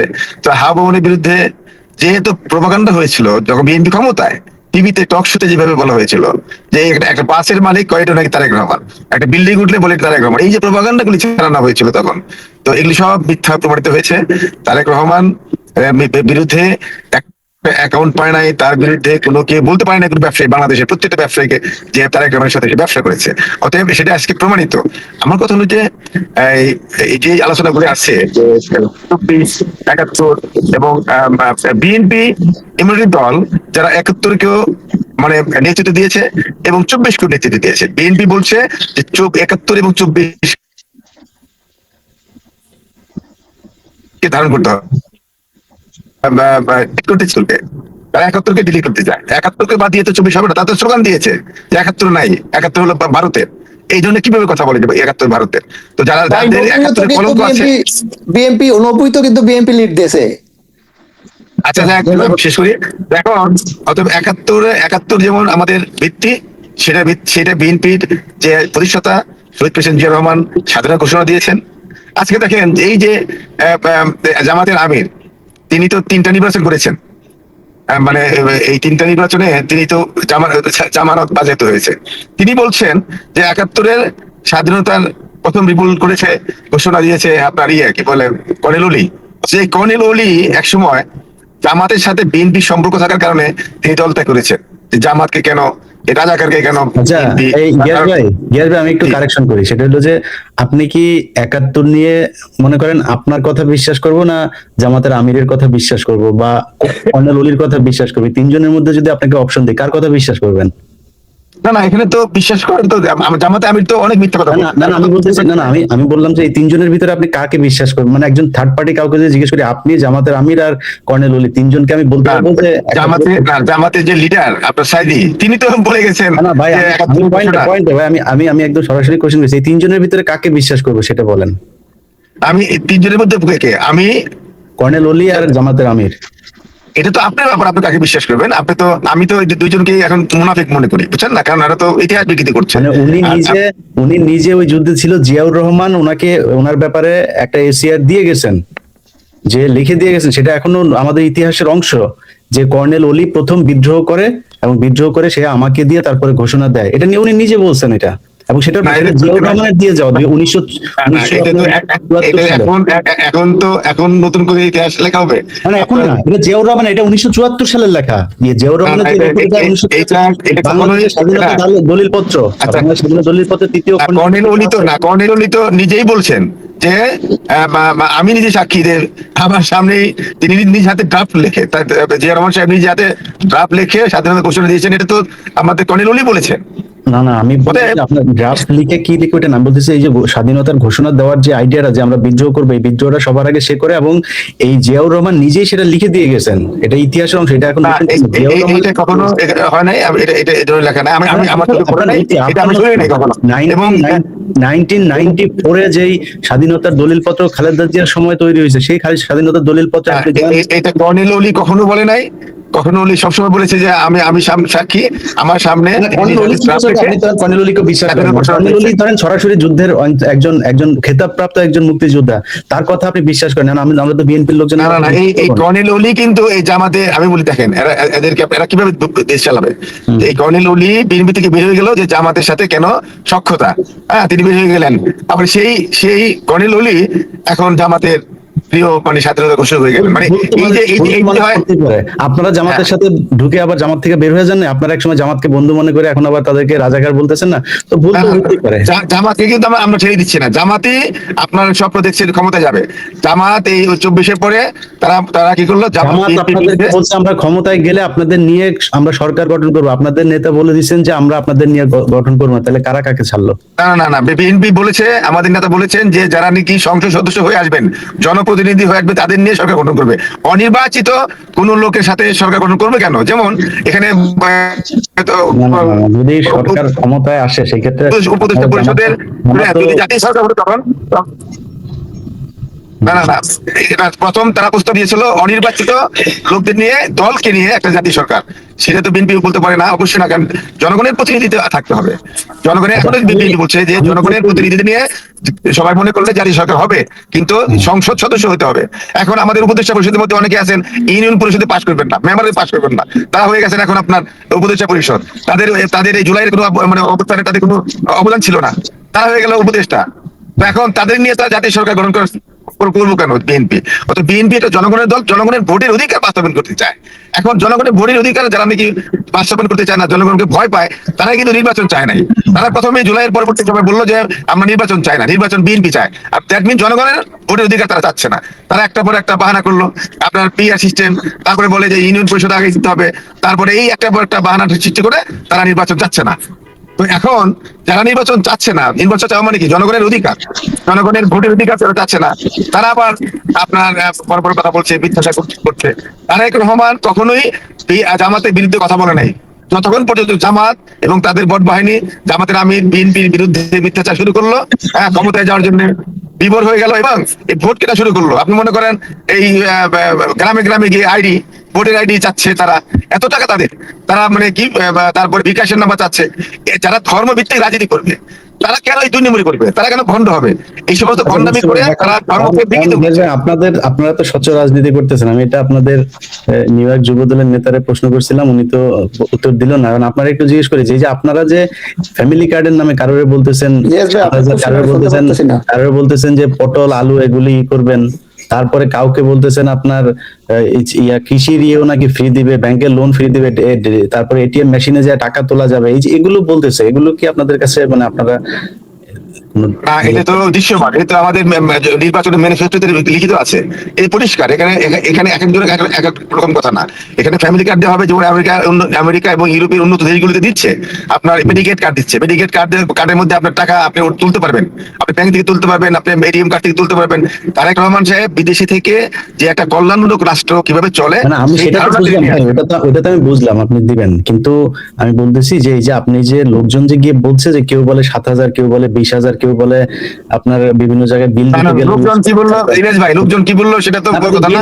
আপনাদের বিএনপি যারা তারা বলছে নির্বাচনী ম্যানিফেস্টোতে লিখিত ভাবে আছে, তারেক রহমান ক্লিয়ারলি বলেছেন। না মানে আপনাদের নির্বাচনী ম্যানিফেস্টো এবং তারেক রহমান নিজেও সেটা বলেছেন, কিন্তু আপনাদের নেতারা রাস্তায় গিয়ে যে তারপর মানুষকে ভুল বোঝাচ্ছে, বিভিন্ন জনের কাছে টাকা পয়সা নিচ্ছে, কথা বলে। শুনেন, আমি শুনি নাই নির্বাচনের নেতারা কি বলছে আমি জানি না, তবে যদি তাই বলেন, জামাতের নেতারা তো বলছে দেশের টিকিট বিক্রি করছে। এক একজনে বলছে যে আপনার রোজা এবং পূজা একই জিনিস। তারপর আরেকজনে বলছে যে আমাদের কথায় প্রশাসন চলবে, আমাদের কথায় প্রশাসন উঠবে, আমাদের কথায় ওসি লিখবে কেস, আমাদের কথায় মানে উদ্যোগ করতে হবে। তার যেই দল একটা ব্যাংক চালাইতে আপনার তাদের দলীয় লোক ছাড়া লোক নেয় না, একটা ব্যাংকে সমস্ত জামাতের লোক ছাড়া সে অন্য লোক ঢুকতে পারে না, তারা যদি ক্ষমতায় যায় তাহলে দেশটাকে তারা জামাতিকরণ করবে, এটা তো দৃশ্যমান। বিএনপির কোন নেতা তারেক রহমানের যেটা বলেছে তার বাইরে কখনো বলেছে কিনা আমি জানি না। তারেক রহমান ক্লিয়ারলি বলেছেন যে 2000 টাকা করে আপনার ফ্যামিলি কার্ড, কৃষি কার্ড দেওয়া হবে, এবং আমাদের নির্বাচনের ম্যানিফেস্টো সেটা আছে। সেই কারণে আমি বলছি যে দেখেন, এই জুলাই অভ্যুত্থানের পরে মানে রিসেট বটম মানে শুরু হয়ে গেল, 71 ভুলে যেতে হবে। কেন 71 ভুলে যেতে হবে? কারণ 71 যারা চায়নি তারা বলতে পারে, কিন্তু আমরা যারা 71 চেয়েছি, স্বাধীন চেয়েছি, তারা তো 71 বলতে পারে না। আমরা 24 বলতে পারি না, 24 কথা আমরা বেশি করে বলি। কিন্তু একটি দল তারা 24-কে দলীয়করণ করতে চায়, আওয়ামী লীগ যেমন 71-কে দলীয়করণ করেছিল। তো আমরা শুনেন, আমরা বিএনপি এমন একটি দল, পরীক্ষিত দল, তারা 90-এর বিরুদ্ধে আন্দোলন করেছে, তারা 111-এর বিরুদ্ধে আন্দোলন করেছে, তারা সুরেশার ফ্যাসিবাদের বিরুদ্ধে আন্দোলন করেছে। অর্থাৎ বিএনপি কখনোই পিছনের দরজা দিয়ে আঘাত করে ক্ষমতা যেতে চায়নি এবং সুযোগ করে যায়। কিন্তু দেখেন আমরা জামাত একদিকে ইসলামের কথা বলে, অন্যদিকে ভারতের গোপন মিটিং করে। আপনার আমেরিকার এম্বাসিতে গিয়ে বলে যে, আমেরিকার অ্যাম্বাসেডর বললো যে আপনাদের দলে তো অনেক মৌলবাদী ঢুকেছে, হ্যাঁ আমরা মৌলবাদীকে সাইজ করে দিব। মানে এই যেটা ইসলামের নামে মুনাফিকি, মানে ইসলামটাকে বিকৃত করেছে যুগে যুগে। এই কারণে যুগে যুগে নবী রাসূল এসেছে এই সমস্ত ভণ্ডদের কারণে, যে যারা ইসলামকে ব্যবহার করে, ইসলামকে বিকৃত করে। আমরা বিএনপি কখনো মানে এই ধরনের ধর্মকে ইউজ করে না। দৃশ্যমান ইসলাম, বিএনপি বলেছে যে ইসলামিক মূল্যবোধ আমাদের হলো আদর্শ। বদরের যুদ্ধে যে আয়েশা রাদিয়াল্লাহু তাআলা আনহা যে নেতৃত্ব দিয়েছেন, এটা শুনছেন নাকি আপনি? শুনেন, আমি শুনেছি এটা অনেক সময় দেখেন এত বক্তব্যের মধ্যে আয়েশা রাদিয়াল্লাহু আনহা বদরের যুদ্ধে নয়, তবে তিনি সিফিনের কি বলে উস্টের যুদ্ধে নেতৃত্ব দিয়েছেন। এটা তো বলেন না কেন? কোন যুদ্ধে উনি কখনোই নেতৃত্ব দেননি। উস্টের যুদ্ধে আমি চ্যালেঞ্জ দিচ্ছি, আপনি বলেন উস্টের যুদ্ধে তিনি নেতৃত্ব দেন। আমি আবার বলি, তাহলে আমি ক্লিয়ার বলি, আমাকে সুযোগ দেন, আমি ক্লিয়ার বলতেছি। আপনার নবী করিম সাল্লামের উফাতের পরে যে প্রথম গৃহযুদ্ধ হয়, মানে মাওলা আলীর বিরুদ্ধে যে যুদ্ধটা হয়, সেটা হলো উস্টের যুদ্ধ। সেই উস্টের যুদ্ধে আম্মাজান আয়েশা রাদিয়াল্লাহু আনহা এবং হযরত জুবায়ের এবং তালহা রাদিয়াল্লাহু আনহুর এদের নেতৃত্বে এবং মারওয়ানের নেতৃত্বে, যে কালপিট মারওয়ান আপনার যে পরবর্তীকালে ক্ষমতা দখল করেছিল, এদের নেতৃত্বে মাওলা আলীর বিরুদ্ধে বিদ্রোহ করে এটা হলো আপনার বসরাতে সেই যুদ্ধের নাম হলো উষ্টের যুদ্ধ। উষ্টের যুদ্ধ কেন? সে উটের পিঠে আপনার মা আয়েশা রাদিয়াল্লাহু আনহা উঠে তিনি নেতৃত্ব দিয়েছিলেন। এটা হলো উষ্টের যুদ্ধ। এটা উষ্টের যুদ্ধের জায়গায় এটা বদরের যুদ্ধ উনি হয়তো স্লিপ অফ টাং হয়েছে, কিন্তু অবশ্যই নেতৃত্ব দিয়েছেন মা আয়েশা রাদিয়াল্লাহু আনহা উষ্টের যুদ্ধে। এটার আরেকটা শব্দ আছে জামাল যুদ্ধ, মানে জামাল যুদ্ধ বলা হয়, আরেকটা বলা হয় উষ্টের যুদ্ধ। আচ্ছা, এই আপনি যে কথাটা বললেন না, এই জিনিসটা যেটা বলা হয়েছে যে বদরের যুদ্ধে, তারপরে এটা হযরত আপনার আলী রাদিয়াল্লাহু তাআলা আনহুর সময় আপনার যে উষ্টের যুদ্ধ থেকে আপনি যে উটের যুদ্ধ আর কি, কিন্তু এটা কোনো সরাসরি কোনো সম্মুখ তরবারি দেওয়া কোনো যুদ্ধ না। সরাসরি যুদ্ধ হয়েছিল ইলিয়াস ভাই, প্লিজ ইলিয়াস ভাই, সরাসরি যুদ্ধ হয়েছিল, সেখানে হাজার সাহাবী ওইখানে তাকে নেতৃত্ব দিতে পাঠানো হয়নি, ওইটা একটা পরিস্থিতিতে তারপরে তিনি ওইটার দায়িত্ব নিতে। শুনেন, যে পরিস্থিতি হোক না কেন তিনি নেতৃত্ব দিয়েছেন। তার উটকে হত্যা করা হয়, পা কেটে ফেলা হয়। আমি ওই আলোচনায় গেলে তো আরো বহুত আলোচনা চলে যায়। আমি বলতে চাই যে সেখানে হাজার সাহাবী হত্যা করা যে বদরের যুদ্ধে আয়েশা রাদিয়াল্লাহু তাআলা আনহার নেতৃত্ব দিয়েছেন। এটা স্লিপ অফ টাং, এটা বদরের যুদ্ধ না, এটা হলো আপনার উষ্টের যুদ্ধ। কুমিল্লাতে যে ইপিজেড করবেন ওটা কি স্লিপ অফ টাং ছিল? কেন ইপিজেড? শুনেন, আমি বলি অনেক ইপিজেড আছে এখন হলো আপনার ধ্বজভঙ্গ হয়ে আছে, কাজকর্ম চলছে না, সেগুলিকে আবার ইপিজেড করতে হবে। যেমন আপনি বলে রংপুরের ওদিকে নর্থ বেঙ্গলে একটা এয়ারপোর্ট আপনার মানে আছে, কিন্তু কাজ হচ্ছে না। ঢাকার ভূগর্ভস্থ পানি 600 মিটার নিচে, এটা বিশ্বাস করেন নাকি? শুনেন, আমি পানি বিশেষজ্ঞ না, পানি বিশেষজ্ঞ যারা তাকে আমি কিছু নির্বাচনের কথা বলি। নির্বাচন হলো যে বিএনপির লোকজন ওনারা খালি বলতেছে যে আপনার জামাতের লোকজন এই ভুল করতেছে, ওই ভুল করতেছে, এইভাবেই করছে। ভাই, জামাতের লোক কোন বিএনপি নারীর শাড়ি টেনে খুলে ফেলছে? জামাত প্রথমে স্লোগান দিল বিএনপির বিরুদ্ধে। আপনার এই আলোচনা সমালোচনা তো ফেসবুকের মধ্যে বহুত হয়েছে। আপনার এই জামাতের আমির ওনার হ্যাক করে তারপরে ওনার এখানে নিয়ে তার ইন্টারন্যাশনালি একটা করার জন্য করা হলো, পরে সেখানে আবার একজনকে গ্রেফতার করা হলো। সেই ঘটনার সাথে জড়িত হলো তারেক রহমানের তথ্য প্রযুক্তি বিষয়ক সম্পাদক জনাব ওয়াহিদুজ্জামান। তাকে ধরার জন্য ডিবি যখন অনুমতি চাইছে, সরকার অনুমতি দেয়নি। জামাতের যে বক্তব্যটা আমি একটু বলি, জামাতের এই আমিরের বক্তব্যের সমর্থনে আবার তাদের মহিলারা একটা সমাবেশ করলো যে আমরা আল্লাহ তাআলা আমাদেরকে নেতৃত্ব মানে পুরুষের নেতৃত্ব আমরা মেনে নিয়েছি, এটা আল্লাহর বিধান, অথবা সেটা তো আমিরকে সমর্থন দিচ্ছে। দেখেন একদিকে তারা আপনার আল জাজিরাতে জামায়াতের আমির বলছেন যে জামাতের কোনো আমির মহিলা হতে পারবে না, মহিলার নেতৃত্ব নেই, এর থেকে ক্লিয়ার বলছেন। অতএব আবার আমির কেন বলবে? এটা আল্লাহ বলছেন ভাই, এটা উনি বলেন। হ্যাঁ, তো এটা স্বীকার করে নিতে হয়। তো এটা আবার একদিকে স্বীকার করে আর একদিকে স্বীকার করে না, সমস্যা আল জাজিরা স্বীকার করছেন ভাই, আল জাজিরা স্বীকার করছেন, আল জাজিরা স্বীকার করছেন। আবার আবার এখানে বলে যে আমার হ্যাক হয়েছে, তারা বলছে ঢাকা বিশ্ববিদ্যালয়ে আগে বেশ্যালয় ছিল, আবার এখন বলছে যে না ওটা বলি না। মানে এই যে এরকম মানে বিভিন্ন জায়গায় বিচ্ছিন্ন দুই একজন তো অনেক কথা বিএনপিরও বলছে ভাই, সেটা তো আপনারা আবার অন করেন না। বিচ্ছিন্ন না, তারা যেভাবে বিক্রি করে, তারা আসলে রোজা এবং পূজা বলতে দেই, খালেদ ভাইকে একটু বলতে দেই যে খালেদ ভাই রোজা এবং পূজা একই জিনিস কিভাবে হয়? আপনারা আগে শুরু করেছেন কিনা, এবং এই যে যেটা বলেছেন যে ডাক্তার শফিকুর রহমান তিনি বলেছেন যে নারীদের নেতৃত্ব দেওয়া যাবে না, আবার ফের আপনাদের নারীরা গিয়ে বলেছে আমরা নেতৃত্ব মেনে নিয়েছি, আবার আরেক জায়গায় বলেছেন আপনারা নারীদের নেতৃত্বে নিয়ে আসবেন, বিভিন্ন অভিযোগ। বলেন আপনারগুলো আপনি একটু। জি ধন্যবাদ ভাই, আমি দেলোয়ার ভাইকে সেই দীর্ঘ সময় থেকে শুনতেছিলাম, তা আমি একটু ভাইকে একটু পরামর্শ সহকারে বলতে চাই আর কি। আসলে দেলোয়ার ভাই, আমরা তো চাচ্ছি আসলে রাজনৈতিক টোটাল একটা কালচারের পরিবর্তন। তো সেই পরিবর্তনটা সূচিত হবে আমার মনে হয় আপনাদের মতো লোকদের হাত ধরেই। সেটা কিভাবে? আপনারা দলের ভেতর থেকে, বাইরে যাই বলেন, টকশোতে এখানে অনেক কথা বলছেন, I don't have any objection, but ভেতর থেকে বিষয়গুলো নিয়ে একটু ভয়েস রেজ করেন। হতে পারে দল আপনার বিরুদ্ধে যাবে, হতে পারে আপনাকে বহিষ্কার করবে, কিংবা আপনি বিরাট বাজন হবেন, কিন্তু আফটার অল দলটার জন্য অনেক বেশি উপকার হবে। আমি এই কথাটা কেন বললাম?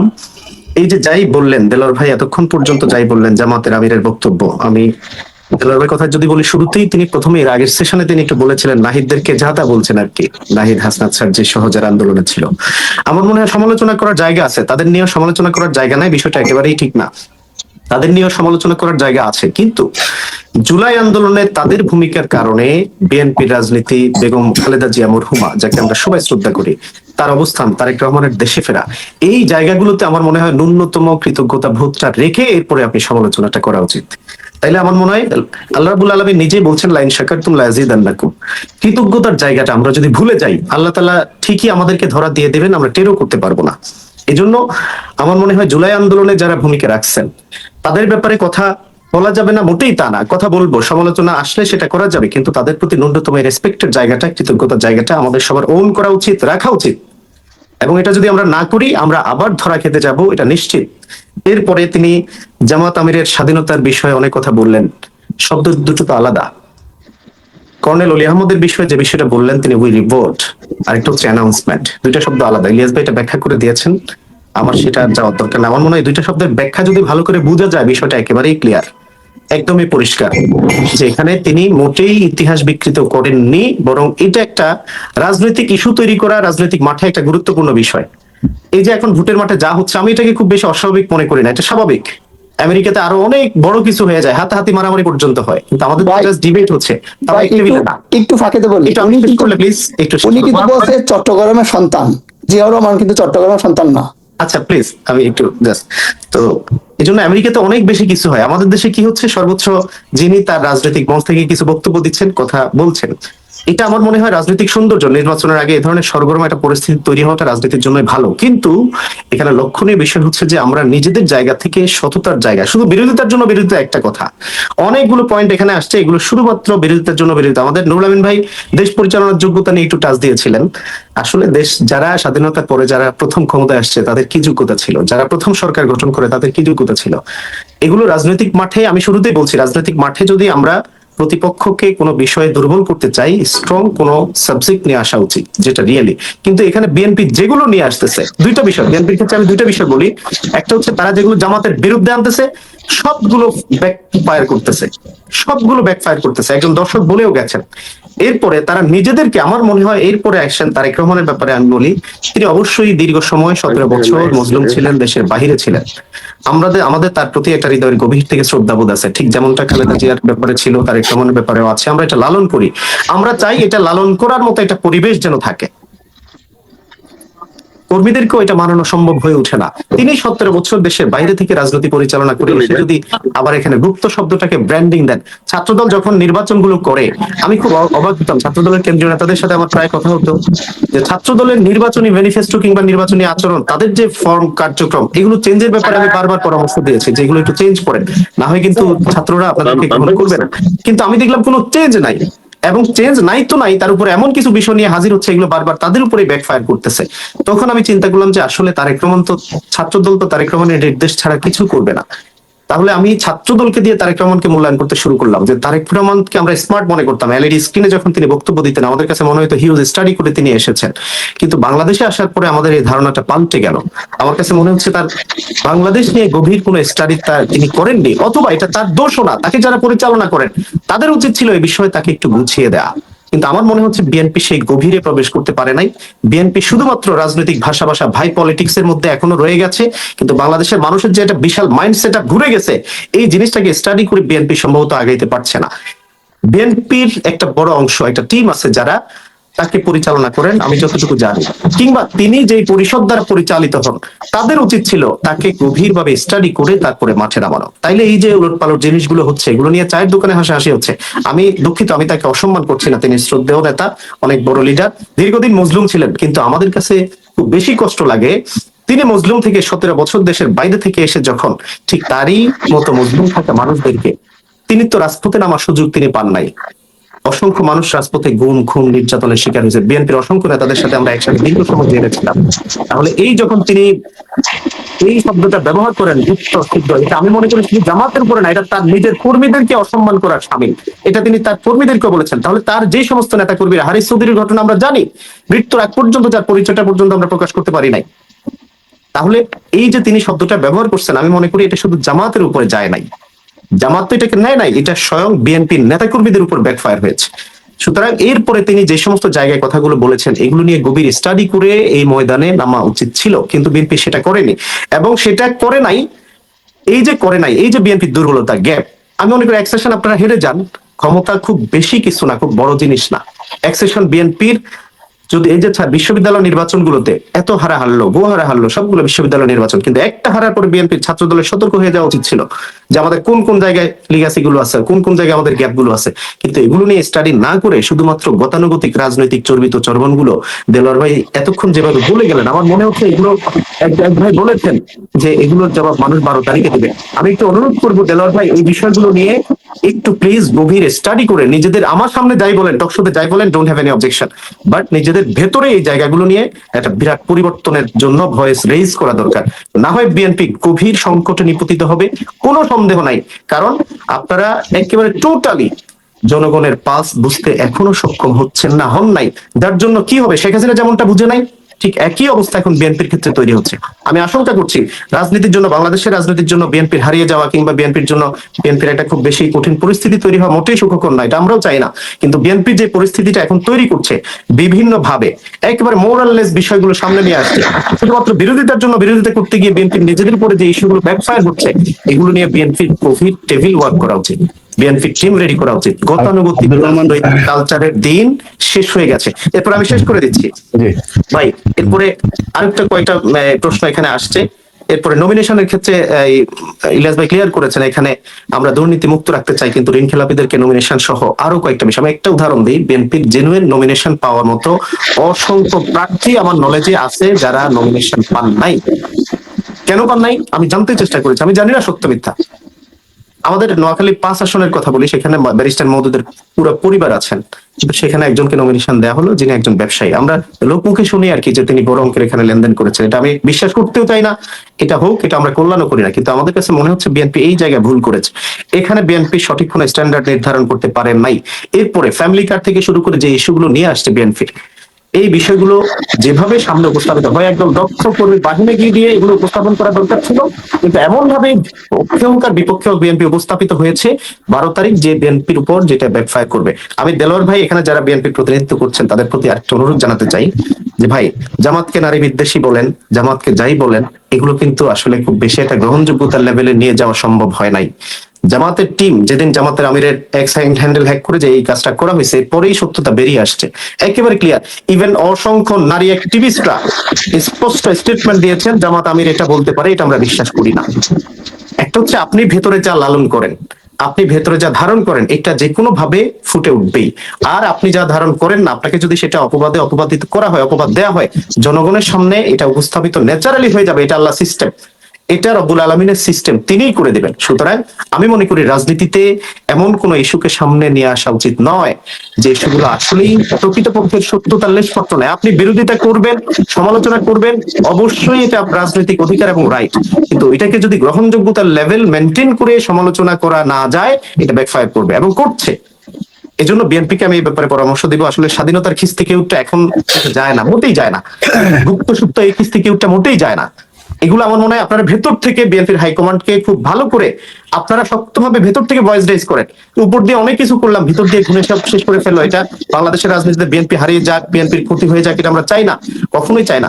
এই জন্য আপনারা আমাদের সামনে যাই বলেন টকশোতে, ওপেন স্পেসে, ভেতর থেকে একটু দয়া করে বিএনপিটাকে গুছান, ভেতর থেকে বিএনপিটাকে যে বিষয়গুলো বিএনপির ঘাটতি আছে এগুলোর ব্যাপারে ভয়েস রেজ করেন। হয়তো আপনি আলাদা হয়ে যাবেন, বিএনপির চোখে আপনি চক্ষুশূল হয়ে যাবেন, অথবা একটা সেশন বিএনপির ক্ষতি হয়ে যাবে, খারাপ হবে, কিন্তু এরপরেও বিএনপিটাকে একটু গুছায় আনেন, নিজ থেকে ধরে তুলে টেনে আনেন। বিএনপি খাতে কিনারে তুলে গেছে, কোনো সন্দেহ নাই। এই বিষয়ে একটু গভীর ভাবেন। আমরা বিএনপি প্রতি শুভাকাঙ্ক্ষা জানাতে চাই। আব্দুর রহমান ভাই, ফিরে আসুন, ভালোভাবে স্টাডি করে, হোমওয়ার্ক করে, গুছানো পদ্ধতিতে বিএনপি ফিরে আসুন। জি। আব্দুর রহমান ভাই, জি ভাই, আপনার ওইখানে একবার সাউন্ড হচ্ছে, আরেকবার আপনি একটু ফোনটা কাছে নিয়ে বলেন। ঠিক আছে, শোনা যাচ্ছে আমাকে? বলেন আপনি বলেন। আমি ইলিয়াসকে ধন্যবাদ জানাচ্ছি। আসলে আমি তো আসলে যদি বলি, আমি ভাই আপনার অডিওটা একটু ঠিক করেন, আপনাকে আমি রাখলাম, আপনি অডিওটা ঠিক করেন, আপনার কথা শুনবো, হ্যাঁ আমরা পরের জনকে নিচ্ছি। ভাই আপনাদের কাছে অনুরোধ থাকবে, আপনারা আর কি বক্তব্য না দিয়ে, আমাদের এখানে দুইজন মানুষ ছিল যারা মূলত, একজন হচ্ছে তারেক রহমান, উনার নির্বাচনী যে পরিচালনা কমিটি সেখানে আছে গিয়াস আহমেদ ভাই, উনি বিএনপির একজন কেন্দ্রীয় নেতা, এবং খালেদ সাইফুল্লাহ তারেক ভাই, উনি হচ্ছে নাহিদ ইসলামের নির্বাচনী পরিচালনা কমিটির একজন সদস্য। তো এই দুইজনের বক্তব্য আপনারা শুনেছেন। আমার মনে হয় একদম জাস্ট ছোট করে ভাই আপনাদেরকে আমি জাস্ট করেই আবার করে দিব। আপনি এই দুইজনের ভেতরে যারা যে বক্তব্যটা দিয়েছে তার মধ্যে কাকে আপনারা সমর্থন করেছেন, কার বক্তব্য সঠিক মনে করেছেন? আব্দুল আলিম ভাই বলেন। আসসালামু আলাইকুম রহমতুল্লাহ বারাকাতুহু। ভাই ভাই আমি সিঙ্গাপুর থেকে বলছি। এখন আমার দেশের বাড়ি আছে গোপালগঞ্জ। এখন আমার ওই যে বড় ভাই, উনি তো গাড়ি চালাচ্ছে, চশমা টশমা দেখা যায়, ওকে খুব ভদ্রলোক মনে হয়। ভাই বিএনপি দেখলে আমার মনে হয় যে সৈরা আবার আইসা পড়ছে দেশ। কারণ ওনারা তারেক রহমানকে যেভাবে তেল মারা শুরু করছে, শেখ হাসিনা ঠিক একইভাবে মানুষ তেল মারত। মানে তারেক রহমানের নামে কিছু বলা যাবে না, তার নাম ধরা যাবে না, তার টাং অফ সিলি বলে বলা যাবে না, বুঝছেন? সে মানে মনে করেন বদরের যুদ্ধে মনে করেন যে অন্য যুদ্ধে লাগে যাও, সোয়াবিন তেলের জায়গায় মনে করেন যে ভুট্টা লাগে যাও, আর আপনার যে ওই কুমিল্লায় ইসের বদল যেটা লাগুক, মানে উনি যেটা শেখ হাসিনা যেটা বলতো, যারা শেখ হাসিনার তেল মারতো তারা কইতো এটাই ঠিক, দিস ইজ রাইট। আলিম ভাই আপনার বাড়ি কিন্তু গোপালগঞ্জে, আপনি একটু সাবধানে থাকেন, হ্যাঁ বাড়িতে। আমরা কিন্তু বলি নাই যে তারেক রহমান বদরের যুদ্ধে আমরা বলছি যে এটা কুষ্টিয়ার যুদ্ধে হয়েছে। আপনি কথা বলছেন, আমরা কিন্তু শুনছি। না শুনেন, আপনি কথা বলছেন, আমরা শুনছি, আমরা কথা বলছি, আপনি শুনবেন। আলিম ভাই, আপনার আলিম ভাই, আপনি বললেন যে বদরের যুদ্ধে তো আমরা সমর্থন দিই। আমার কথাটাকে শুনেন, এরকম একটা না, শুনেন। আমি কালকে টকশোতে একটা প্রশ্ন করেছিলাম যে ভদ্রতা কিভাবে আমরা বুঝবো, আর ভদ্রতা কেমনে আমরা অনুমান করবো যে এই লোকটা ভদ্র, কথা বুঝেন? আর ভাব সম্পর্কে আমরা কই রয়েছি, জন্ম হোক যথাযথ, কর্ম হোক ভালো, কথা বুঝেন? এখন আলিম ভাই ধন্যবাদ ভাই, আপনারা যা ওনাদের বিষয়টাতে মতামত দিলেই চলবে।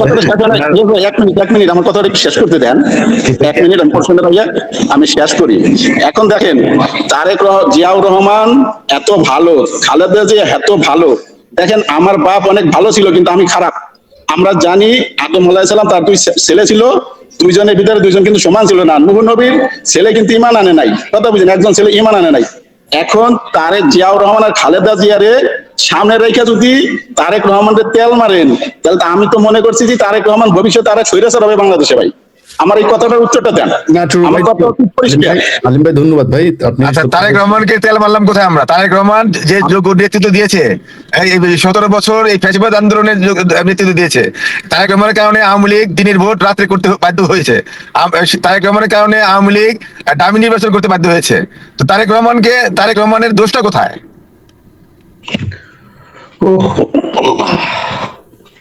অনেক রাত হয়েছে, তাহলে আমরা ছেড়ে দেই। আমি জাস্ট কয়েকজনের ভাই, আপনাদের এখানে দুইজনের বক্তব্য শুনছেন, আপনারা বক্তব্য না দিলে ভালো হয়। আপনারা কোনো বক্তব্য রেখেন না। শুনেন, ইলিয়াস ভাই শুনেন, এই যে আওয়ামী লীগ শুনেন বিএনপি কে ঠেকানোর জন্য দিনের ভোট রাত্রে করেছে। এখন এরাও মানে এই সরকার, অন্তর্বর্তীকালীন সরকার এসেও প্রথম 10 বছর ক্ষমতা থাকতে চাইলো, বিএনপি বাধা দিল। বিএনপি বললো যে জনগণের ভোটের অধিকার দিতে হবে। তখনই এই সমস্ত যারা নাকি অগণতান্ত্রিক ভাবে ক্ষমতায় আসতে চায়, তারা তারেক রহমানের বিরুদ্ধে বলা শুরু করলো যে ভোট চায় কেন, সে নির্বাচন চায় কেন। নির্বাচন চাওয়াটা একটা অপরাধ, নির্বাচন চাওয়াটা অপরাধ। জনগণের ভোটের অধিকার বাস্তবায়িত হবে সেটা বলা অপরাধ। আমরা এই কথা যেমন জামাতের দুই একজনের কাছে শুনেছি, তেমন বিএনপির অন্তত শতাধিক মানুষের কাছে শুনেছি যে ভোট কেন্দ্রে গেলে মাজা ভেঙে দিবে, ভোট কেন্দ্রে যাওয়া যাবে না, তারপরে ধানের শেষে ভোট না দিলে বাড়িঘর উড়াই দিবে, ধানের শেষে ভোট না দিলে কেন্দ্রে যাওয়ার দরকার না, নেই। এই ধরনের কথা আমি শুনি নাই, বরং আপনি যদি না শুনে থাকেন, আপনি ইউটিউবে জাস্ট লেখেন যে বিএনপির প্রার্থীর পক্ষ থেকে। এখন শুনে প্রশাসনে জামাতের লোক বেশি, সমস্ত ডিসি এবং এই যে সব প্রশাসনে তারা জামাতের লোক বেশি না, কিন্তু প্রশাসনে আওয়ামী লীগের লোক বেশি। শুনেন, এই যে নির্বাচন কমিশনে জামাতের লোক বেশি। চান নাই, জামাত চেয়েছে, আপনারা চান নাই। আপনাদের অ্যাটর্নি জেনারেল বলেছে যে জামাতকে নিষিদ্ধ করতে, আওয়ামী লীগকে নিষিদ্ধ করতে চেয়েছে। অ্যাটর্নি জেনারেল নিজে বক্তব্যে বলেছে, ভিডিওতে আছে, যে জামাত চেয়েছে, তিনি সেটা সেই রিট তিনি খারিজ করে দিয়েছেন। না, জামাত শুনেন, এই যে ইউনিভার্সিটি গুলিতে জামাতের লোক, আপনার এই যে নির্বাচন কমিশনে জামাতের লোক, বিদেশে যে ব্যালট পেপার গুলি পাওয়া যায় জামাতের অফিসে। আপনার কালকেও দেখলাম যে নির্বাচন কমিশন আপনার একজন জামাতের একটা ইয়াস ভাই, আমার মনে হয় আপনারা সবাই বক্তব্য দিয়েছেন। আমরা শেষে কয়টা হয়ে যাচ্ছে, আমরা একটু আবু সালেক ভাই আছেন, আবু সালেক ভাই জাস্ট প্লিজ আপনাদের কাছে অনুরোধ, এখানে একজন বিএনপির আছেন, একটা পক্ষ জামাতের আছেন, কাদের বক্তব্যটা সঠিক মনে হয়েছে এটা একটু জাস্ট বললে ভালো লাগে। জি, আসসালামু আলাইকুম ভাই। জি আমাকে শোনা যাচ্ছে ভাই? জি আবু সালেক ভাই, আপনাকে জি ভাই, আমি আবু সালেক, আমার বাড়ি কিশোরগঞ্জ জেলায়। আমি বর্তমানে সৌদি আরবে আছি। তো 5 তারিখের আগ পর্যন্ত আমি আমার দেশে ছিলাম, এবং কি ওই জুলাই আগস্টের আন্দোলনে আমরা ওইখানে ছিলাম। ওই আপনি চিনবেন, আর আপনার ভিডিও আর পিনাকিদার ভিডিও আমি সবসময় দেখি। ওই সৈয়দ আশরাফের ছেলে আশফাকুল টিটুর 7 তলা বাড়িতে আগুন দেওয়া হয়েছিল। তো এটা না, বিষয় হচ্ছে ভাই 71-এর গল্প আমরা এখন শুনি। 71 নিয়ে শেখ হাসিনা এমন তেল মারা মারছে, এমন ব্যবসা করছে, সালেক ভাই, আমি আপনাদের কাছে অনুরোধ, আমরা অনেক লম্বা হয়ে গেছে, জাস্ট কার বক্তব্য সমর্থন করেছেন বলেন, না সমর্থন না করলে সেটাও বলেন যে কারোরটাই সমর্থন করেন নাই। এই দুইজনের মধ্যে জি ভাই, আমি শেষ করে দিই। সমর্থন বলবো, এখানে যারা আছে তারা অনেকে সিনিয়র, আমাদের জন্ম দেখছে, আমরা তাদের ছেলে সমতুল্য। আপনারা দয়া করে আপনারা এই কমেন্ট গুলি দেখবেন, কার পক্ষে জনগণ মত দিয়েছে আর কাকে কি বলতেছে, আপনারা লাইভ কমেন্ট গুলি দেখেন, তাহলে একটু বোঝা যায়। আপনার মতটা শুনতে চাই ভাই। আমরা আজকে এই নির্বাচনের ফলটা মাঠে দেখার জন্যই আমরা একটু এসেছি আজকে লাইভে। নির্বাচনের ফলটা ইনশাল্লাহ, আমি যেহেতু দেখে নাই, আমরা প্রবাস থেকে তো আমরা যারা ভোট দেওয়ার দিছি, ইনশাল্লাহ আশা করি এই 12 তারিখে একটা মানে আপনার ভোটের নীরব একটা বিপ্লব হবে, যে বিপ্লবে আপনার এই যে এই 71 নিয়ে যারা দালালি করতেছে, 71 নিয়ে যারা এখন দালাল করতেছে, এগুলো থাকবে না ভাই। আপনার উত্তর আমরা পেয়েছি, যে আপনার কাছে যে উত্তর সেটা পেয়েছি। আমরা পরে আরেকজনের কাছে যাই, এমডি করিম ভাই, কার বক্তব্য সমর্থন করেছেন বলেন, আমাদের বিএনপির ভাইয়ের না জামাতের ভাই? ভাই এটা বলার কিছু না, এটা আমরা সবাই জানি কার বক্তব্য ভালো হয় আর কার বক্তব্য হয় না। তবে আমি এখানে একটা প্রশ্ন তুলতে চাই, এটা হচ্ছে আমার এক ভাই বলেছে যে ঋণ খেলাপিদের নিয়ে এটা তদন্ত করতে পারে নাই যে কিভাবে কাকে দেবে। এত বড় একটা দল, তাদের কোন লোকটা খারাপ কোন লোকটা ভালো এটা তদন্ত করেন, এটা পাবলিক কি পাগল নাকি? পাবলিককে পাগল বোঝায়? পাবলিক আজকাল পাগল আছে? আপনার উত্তর পেয়েছি, আমাদের এরপরে আসবে জাহিদ, এই কার্ডটা নিয়ে আসলাম। আচ্ছা, আমাদের জাহিদ প্রিন্স ভাই। জি ভাই বলেন, আপনি কার? জি আমি হলো আপনার দুজনের বক্তব্য দেখলাম। গিয়াসউদ্দিন আহমেদ যে বলতেছে, উনি ওনার কথাগুলা কিন্তু তেমন ভাবে যুক্তি না। কথা শোনা যাচ্ছে আমার?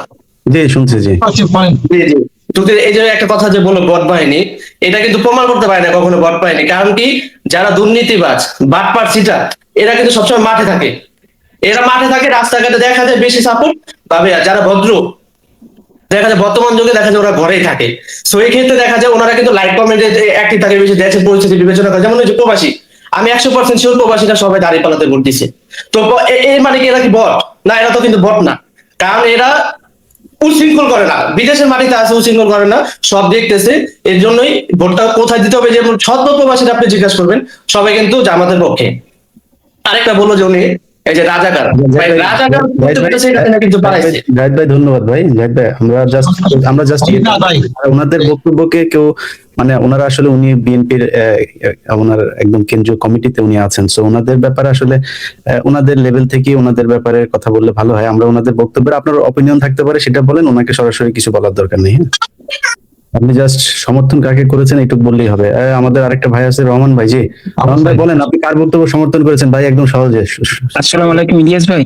সালাম ভাই। জি আচ্ছা ভাই, আচ্ছা আমি আমার বক্তব্য বলবো আর কি। তার আগে আমি আপনাকে বলি, আমি নিউ ইয়র্কে গিয়েছিলাম আপনার সাথে দেখা করার জন্য, কিন্তু কোনোভাবে আমি আপনার সাথে দেখা করতে পারিনি ভাই। আচ্ছা ইনশাআল্লাহ দেখা হয়ে যাবে পরের বার। আসলে ওই যে শিপন ভাই আমাদের দেলোয়ার ভাই আছে, দেলোয়ার ভাই ট্যাক্স ফাইলের অফিস আছে, দেলোয়ার ভাইয়ের অফিসে এসে আমাকে খুঁজে পাবেন। হ্যাঁ,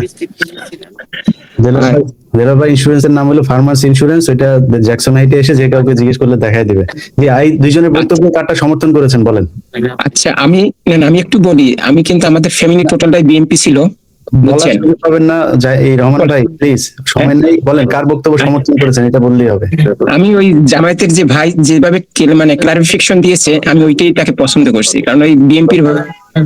আচ্ছা আমাদের সাথে যুক্ত হয়েছেন আরেকজন হচ্ছে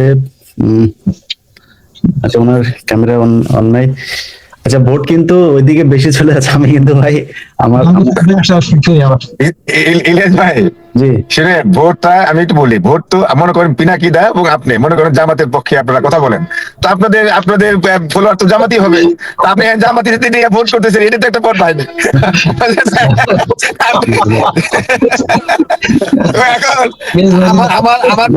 আমার ফেসবুকে দেখবেন, আমি একটা কমেন্ট করলে দেখবেন আমার পক্ষে আপনার 90% আসে, না আপনার পক্ষে এখন 90% দেখবেন হলো আপনার। আশা করি 12 তারিখ এটা নির্ধারণ হয়ে যাক। এই 12 তারিখ ভাই গিয়াস ভাই confidence is good, but over confidence too bad.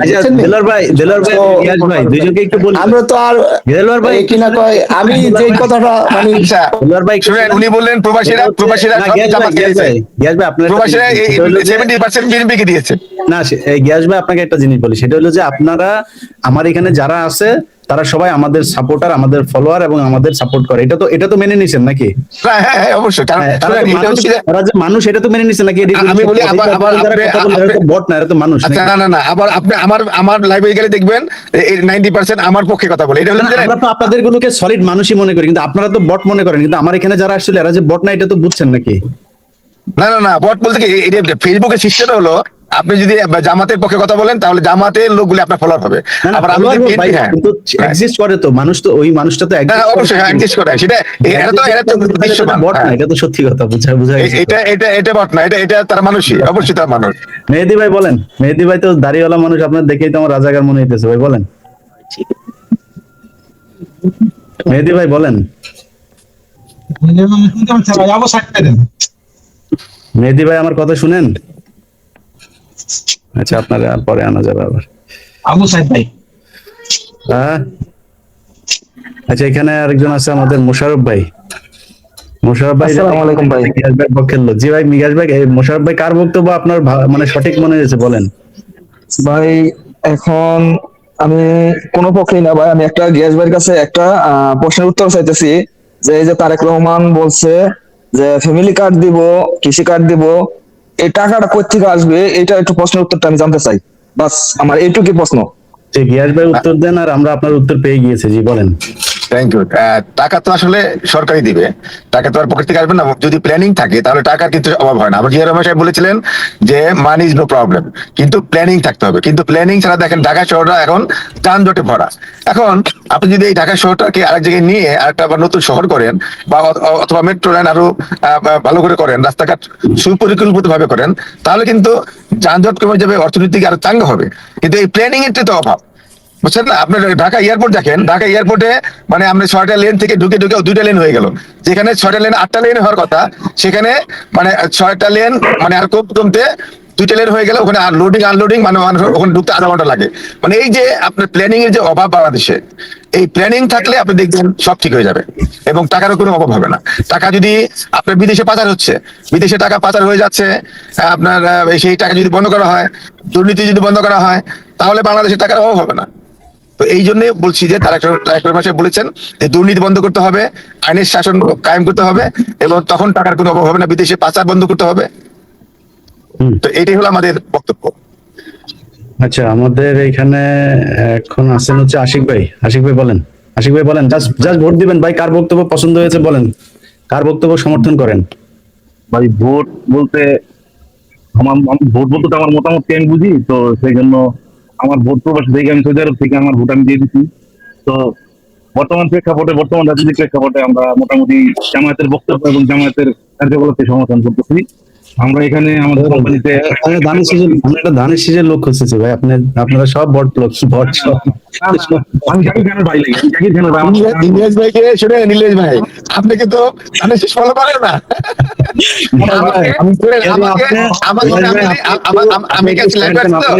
আমাকে বলা হয়েছে জানেন, অনেকে বলছে যে ইলিয়াস ভাই এখানে যায়েন না। শুনেন, আমাকে বলছে যে ইলিয়াস ভাই টকশোতে আপনি যায়েন না। অনেকে এখন শুনছেন বিএনপির লোকজন কয় যায়েন না, আমি যাবো না কেন, আমি সেখানে কথা বলবো, বুঝছেন না? আচ্ছা গিয়াস ভাই, এখানে তো এই যে নুরামিন ভাই, আপনি তো ওই যে ওয়েটিং লিস্টের লোকগুলি দেখতে, আপনি বলেন কার নাম, কাকে আমি ইন করবো বলেন, নুরামিন ভাই বলেন। না ভাই, আমরা তো টক শোতে বসছি, আমি তো প্রথমেই বলছি যে বাংলাদেশে একটা খারাপ আজকে করার উদ্দেশ্য কিন্তু এই মানে উদ্যোক্তা কিন্তু নুরামিন ভাই বলছে যে ভাই আমরা একটা টকশো করবো, তা আমি বললাম ঠিক আছে তাহলে লোকজনকে অ্যাড করি। তো সাথে দুইজন ভিআইপি না হইলে তার হয় না, তো আপনারা নিলাম আর খালিদ ভাইরে নিলাম, আপনাদের দুইজনকে নিয়ে আমরা মানুষকে একটু ই করলাম। কিন্তু আমি এখানে কিন্তু ভাই সত্যি কথা বিশ্বাস করেন, আশিক ভাই আপনি আমাকে চিনেন, আপনার সাথে আমার কখনো পরিচয় হয়েছে? না কখনো পরিচয় হয় না, তবে আমি আপনাকে পরিচিত লোকজন আর ইলিয়াস ভাই তো জামাতের পক্ষে বিএনপির 14 গোষ্ঠী বানাই দিচ্ছে।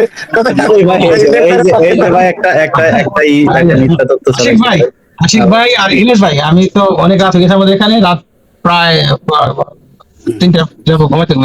তো আমি সর্বশেষে কথার উপর চলে যাই। তো জ্ঞান পাই সত্যি সে ওনার অনেক পেছন বলছে যে আমি যাই না ইলিয়াসের প্রোগ্রাম। তো গিয়াস ভাই একজন সৎ সাহসী লোক, উনি আসছে, ধন্যবাদ গিয়াস ভাই আপনাকে। আমি তো গিয়াস ভাইকে সম্মান দিছি নাকি? আমি তো গিয়াস ভাইকে ঠিক আছে, আপনাকে ধন্যবাদ, কারণ আমার পেছন থেকে অনেক ইয়ে ছিল যে ইলেকশন বানচাল হওয়ার, কারণ আমি বলছি আপনাকে আমার অনেক দোষ বন্ধু আছে আওয়ামী লীগ করে, তো তারা একদম হইতেছিল, সেজন্য আমি বললাম যে ইলিয়াস ভাইয়ের মাধ্যমে এই কথাটা প্রচার হোক, তাতে ইলিয়াস ভাইকে মানুষ শোনে। আর সেই সাথে আমি তো ওই তারেক ভাইকে অনেক ধন্যবাদ, উনি একজন খুব ভালো মানুষ, জামাত যারা করে তারা ভালোই কথাবার্তা ভালো শিক্ষিত। আচ্ছা, এটা কি আমাদের সাথে কে যুক্ত হয়েছে বলেন তো? ভাই কথা আছে হ্যাঁ, তো ধন্যবাদ ইলিয়াস ভাই আপনি এই প্রোগ্রামটা করার জন্য। আরেকটু থাকেন, আমরা চলে যাব। এই যে আমাদের সাথে ইলিয়াস নামে একজন, ইলিয়াস ভাই বলেন। আসসালামু আলাইকুম। জি ইলিয়াস ভাই, আপনি তো আমার মিতা। জি বলেন। জি, আপনি তো আমার মিতা। কাকে সমর্থন করছেন বলেন?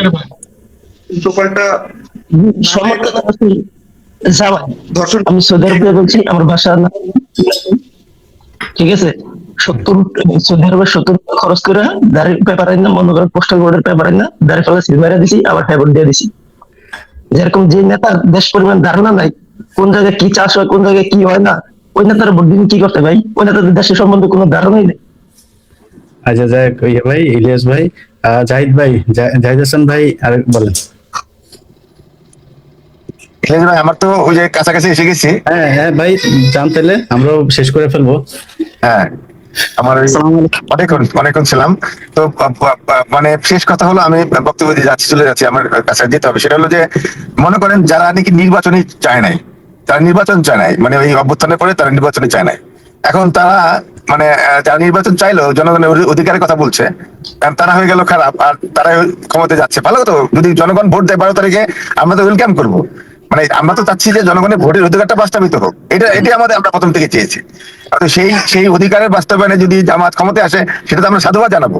কারণ জনগণের অধিকার বাস্তবায়ন করবার জন্য বিএনপি আপনার মানে আয়না ঘরে গিয়েছে, ক্রস ফায়ারে গিয়েছে, আপনার এই আমাদের দেশ হইতে বেগম খালেদা জিয়া জেলে গিয়েছেন, আমার তারা সাহেবকে বিদেশে থাকতে হয়েছে।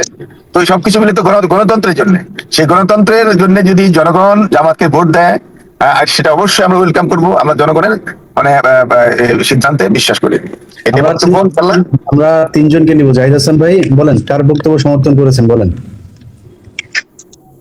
এই আপনাকে আমি বিশেষ করে আসসালামু আলাইকুম জানাইতেছি, কেননা আপনি আমাদেরকে সুযোগ করে দিচ্ছেন এই জন্য। আর আমি আপনার ভিডিও কথা বলতে পেরে আপনি জাস্ট তথ্যটা বলেন যে আপনি কাকে সমর্থন, কার বক্তব্য সমর্থন করেছেন বলেন। আমি বিশেষ করে জামাতের সমর্থন করছি, তার বক্তব্য অনেক সুশীল, এমনকি অনেক ভিত্তিহীন কথা, কোনো যুক্তি নেই। আর আমরা 2000 আব্দুল সামাদ ভাই আমি কথা শেষ হওয়ার পরে তাকে বললেন আমি 2000 আমার বয়সটা যেটুকু হয়েছে আমি আওয়ামী লীগ বিএনপি শুনছি। আর আমাদের স্কুল ফার্স্ট বইয়ের ভিতরে সব আওয়ামী লীগ কিটা করছে না করছে, শেখ মুজিবের কি করছে না করছে সব এড়িয়ে শুনছি আজীবন। আর আমাদেরকে মাথার ভিতরে এটা জিজ্ঞেস রাজাকার আর এমনকি রক্কাটা শিবির এইটা সেটা আমাদেরকে এটা বললে আমাদের মাথাটা খারাপ করে দিছি। আমি আমার কথা যদি খারাপ লেগে থাকে কিছু করার নাই ভাই, বুঝতে পারছেন? জি জি জাহিদ ভাই ভালো থাকেন, বক্তব্য লম্বা করার সুযোগ নেবে, আমরা শেষ করে ইয়ে ভাই আব্দুল সামাদ ভাই বোধহয় ইউএ থেকে বলছেন, একজন প্রবাসী। জি ভাই বলেন।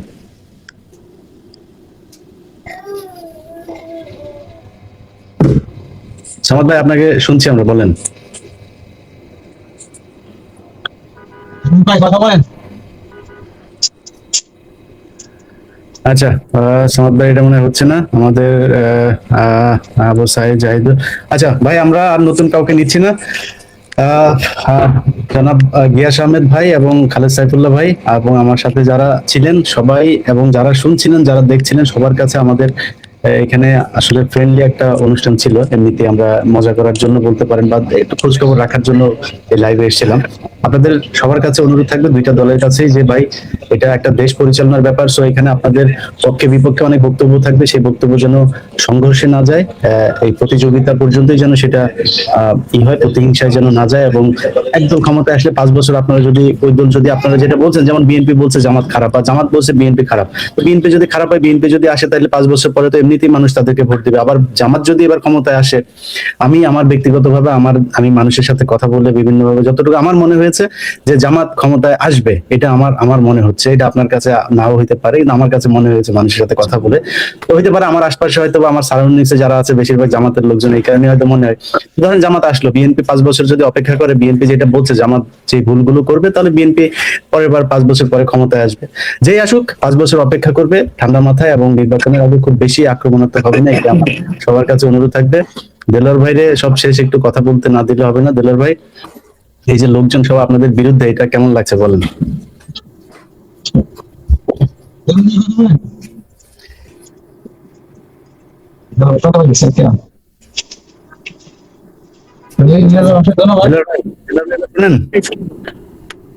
আপনি শুনতেছেন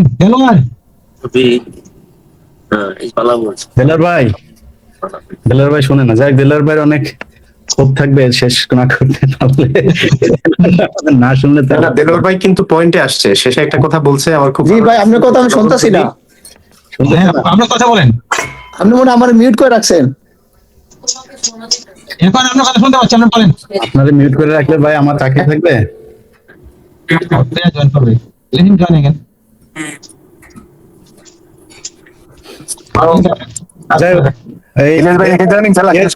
আপনি কোথেকে কই যাচ্ছেন, এতক্ষণ লাগতেছে? হ্যাঁ আমি তো দোহারে যাচ্ছি, আমার ঢাকা থেকে দোহার গ্রামে, ওই ঢাকা 1 ওখানে আমাদের আজকে এই 2টার সময় জনসভা আছে। আপনার দাঁড়িপাল্লা সরকার গঠন করলে আপনি আমেরিকায় আসলে আপনাকে খাওয়াবো, পার্টি হবে। ইংরেজ ভাই আমি মনে করি যে 200+ বিএনপি পাবে ইনশাআল্লাহ।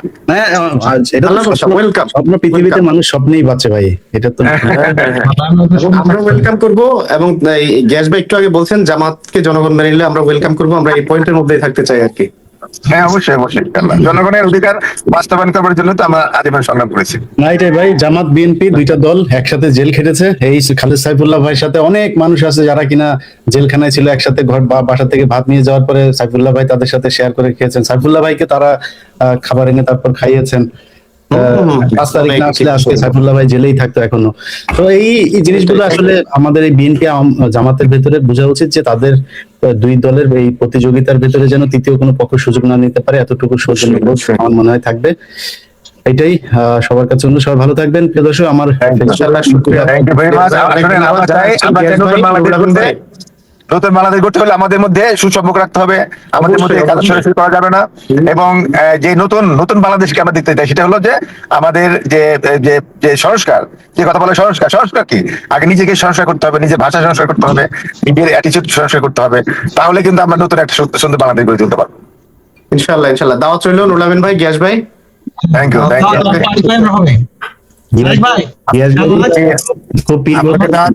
নিউইয়র্কে আসলে নক করেন। আমার বাসায় পার্টি দিচ্ছি বুঝছেন, জামাত পাস করলো আমাদের, বিএনপি পাস করলো আমাদের। আমার একটু ঠিকানাটা দেন ভাই, আমি হাজির হয়ে যাবো ইনশাআল্লাহ। না ভ্যালেন্টাইন ডে তো আবার জামাত আপনাকে বলবে খারাপ। ভ্যালেন্টাইন তো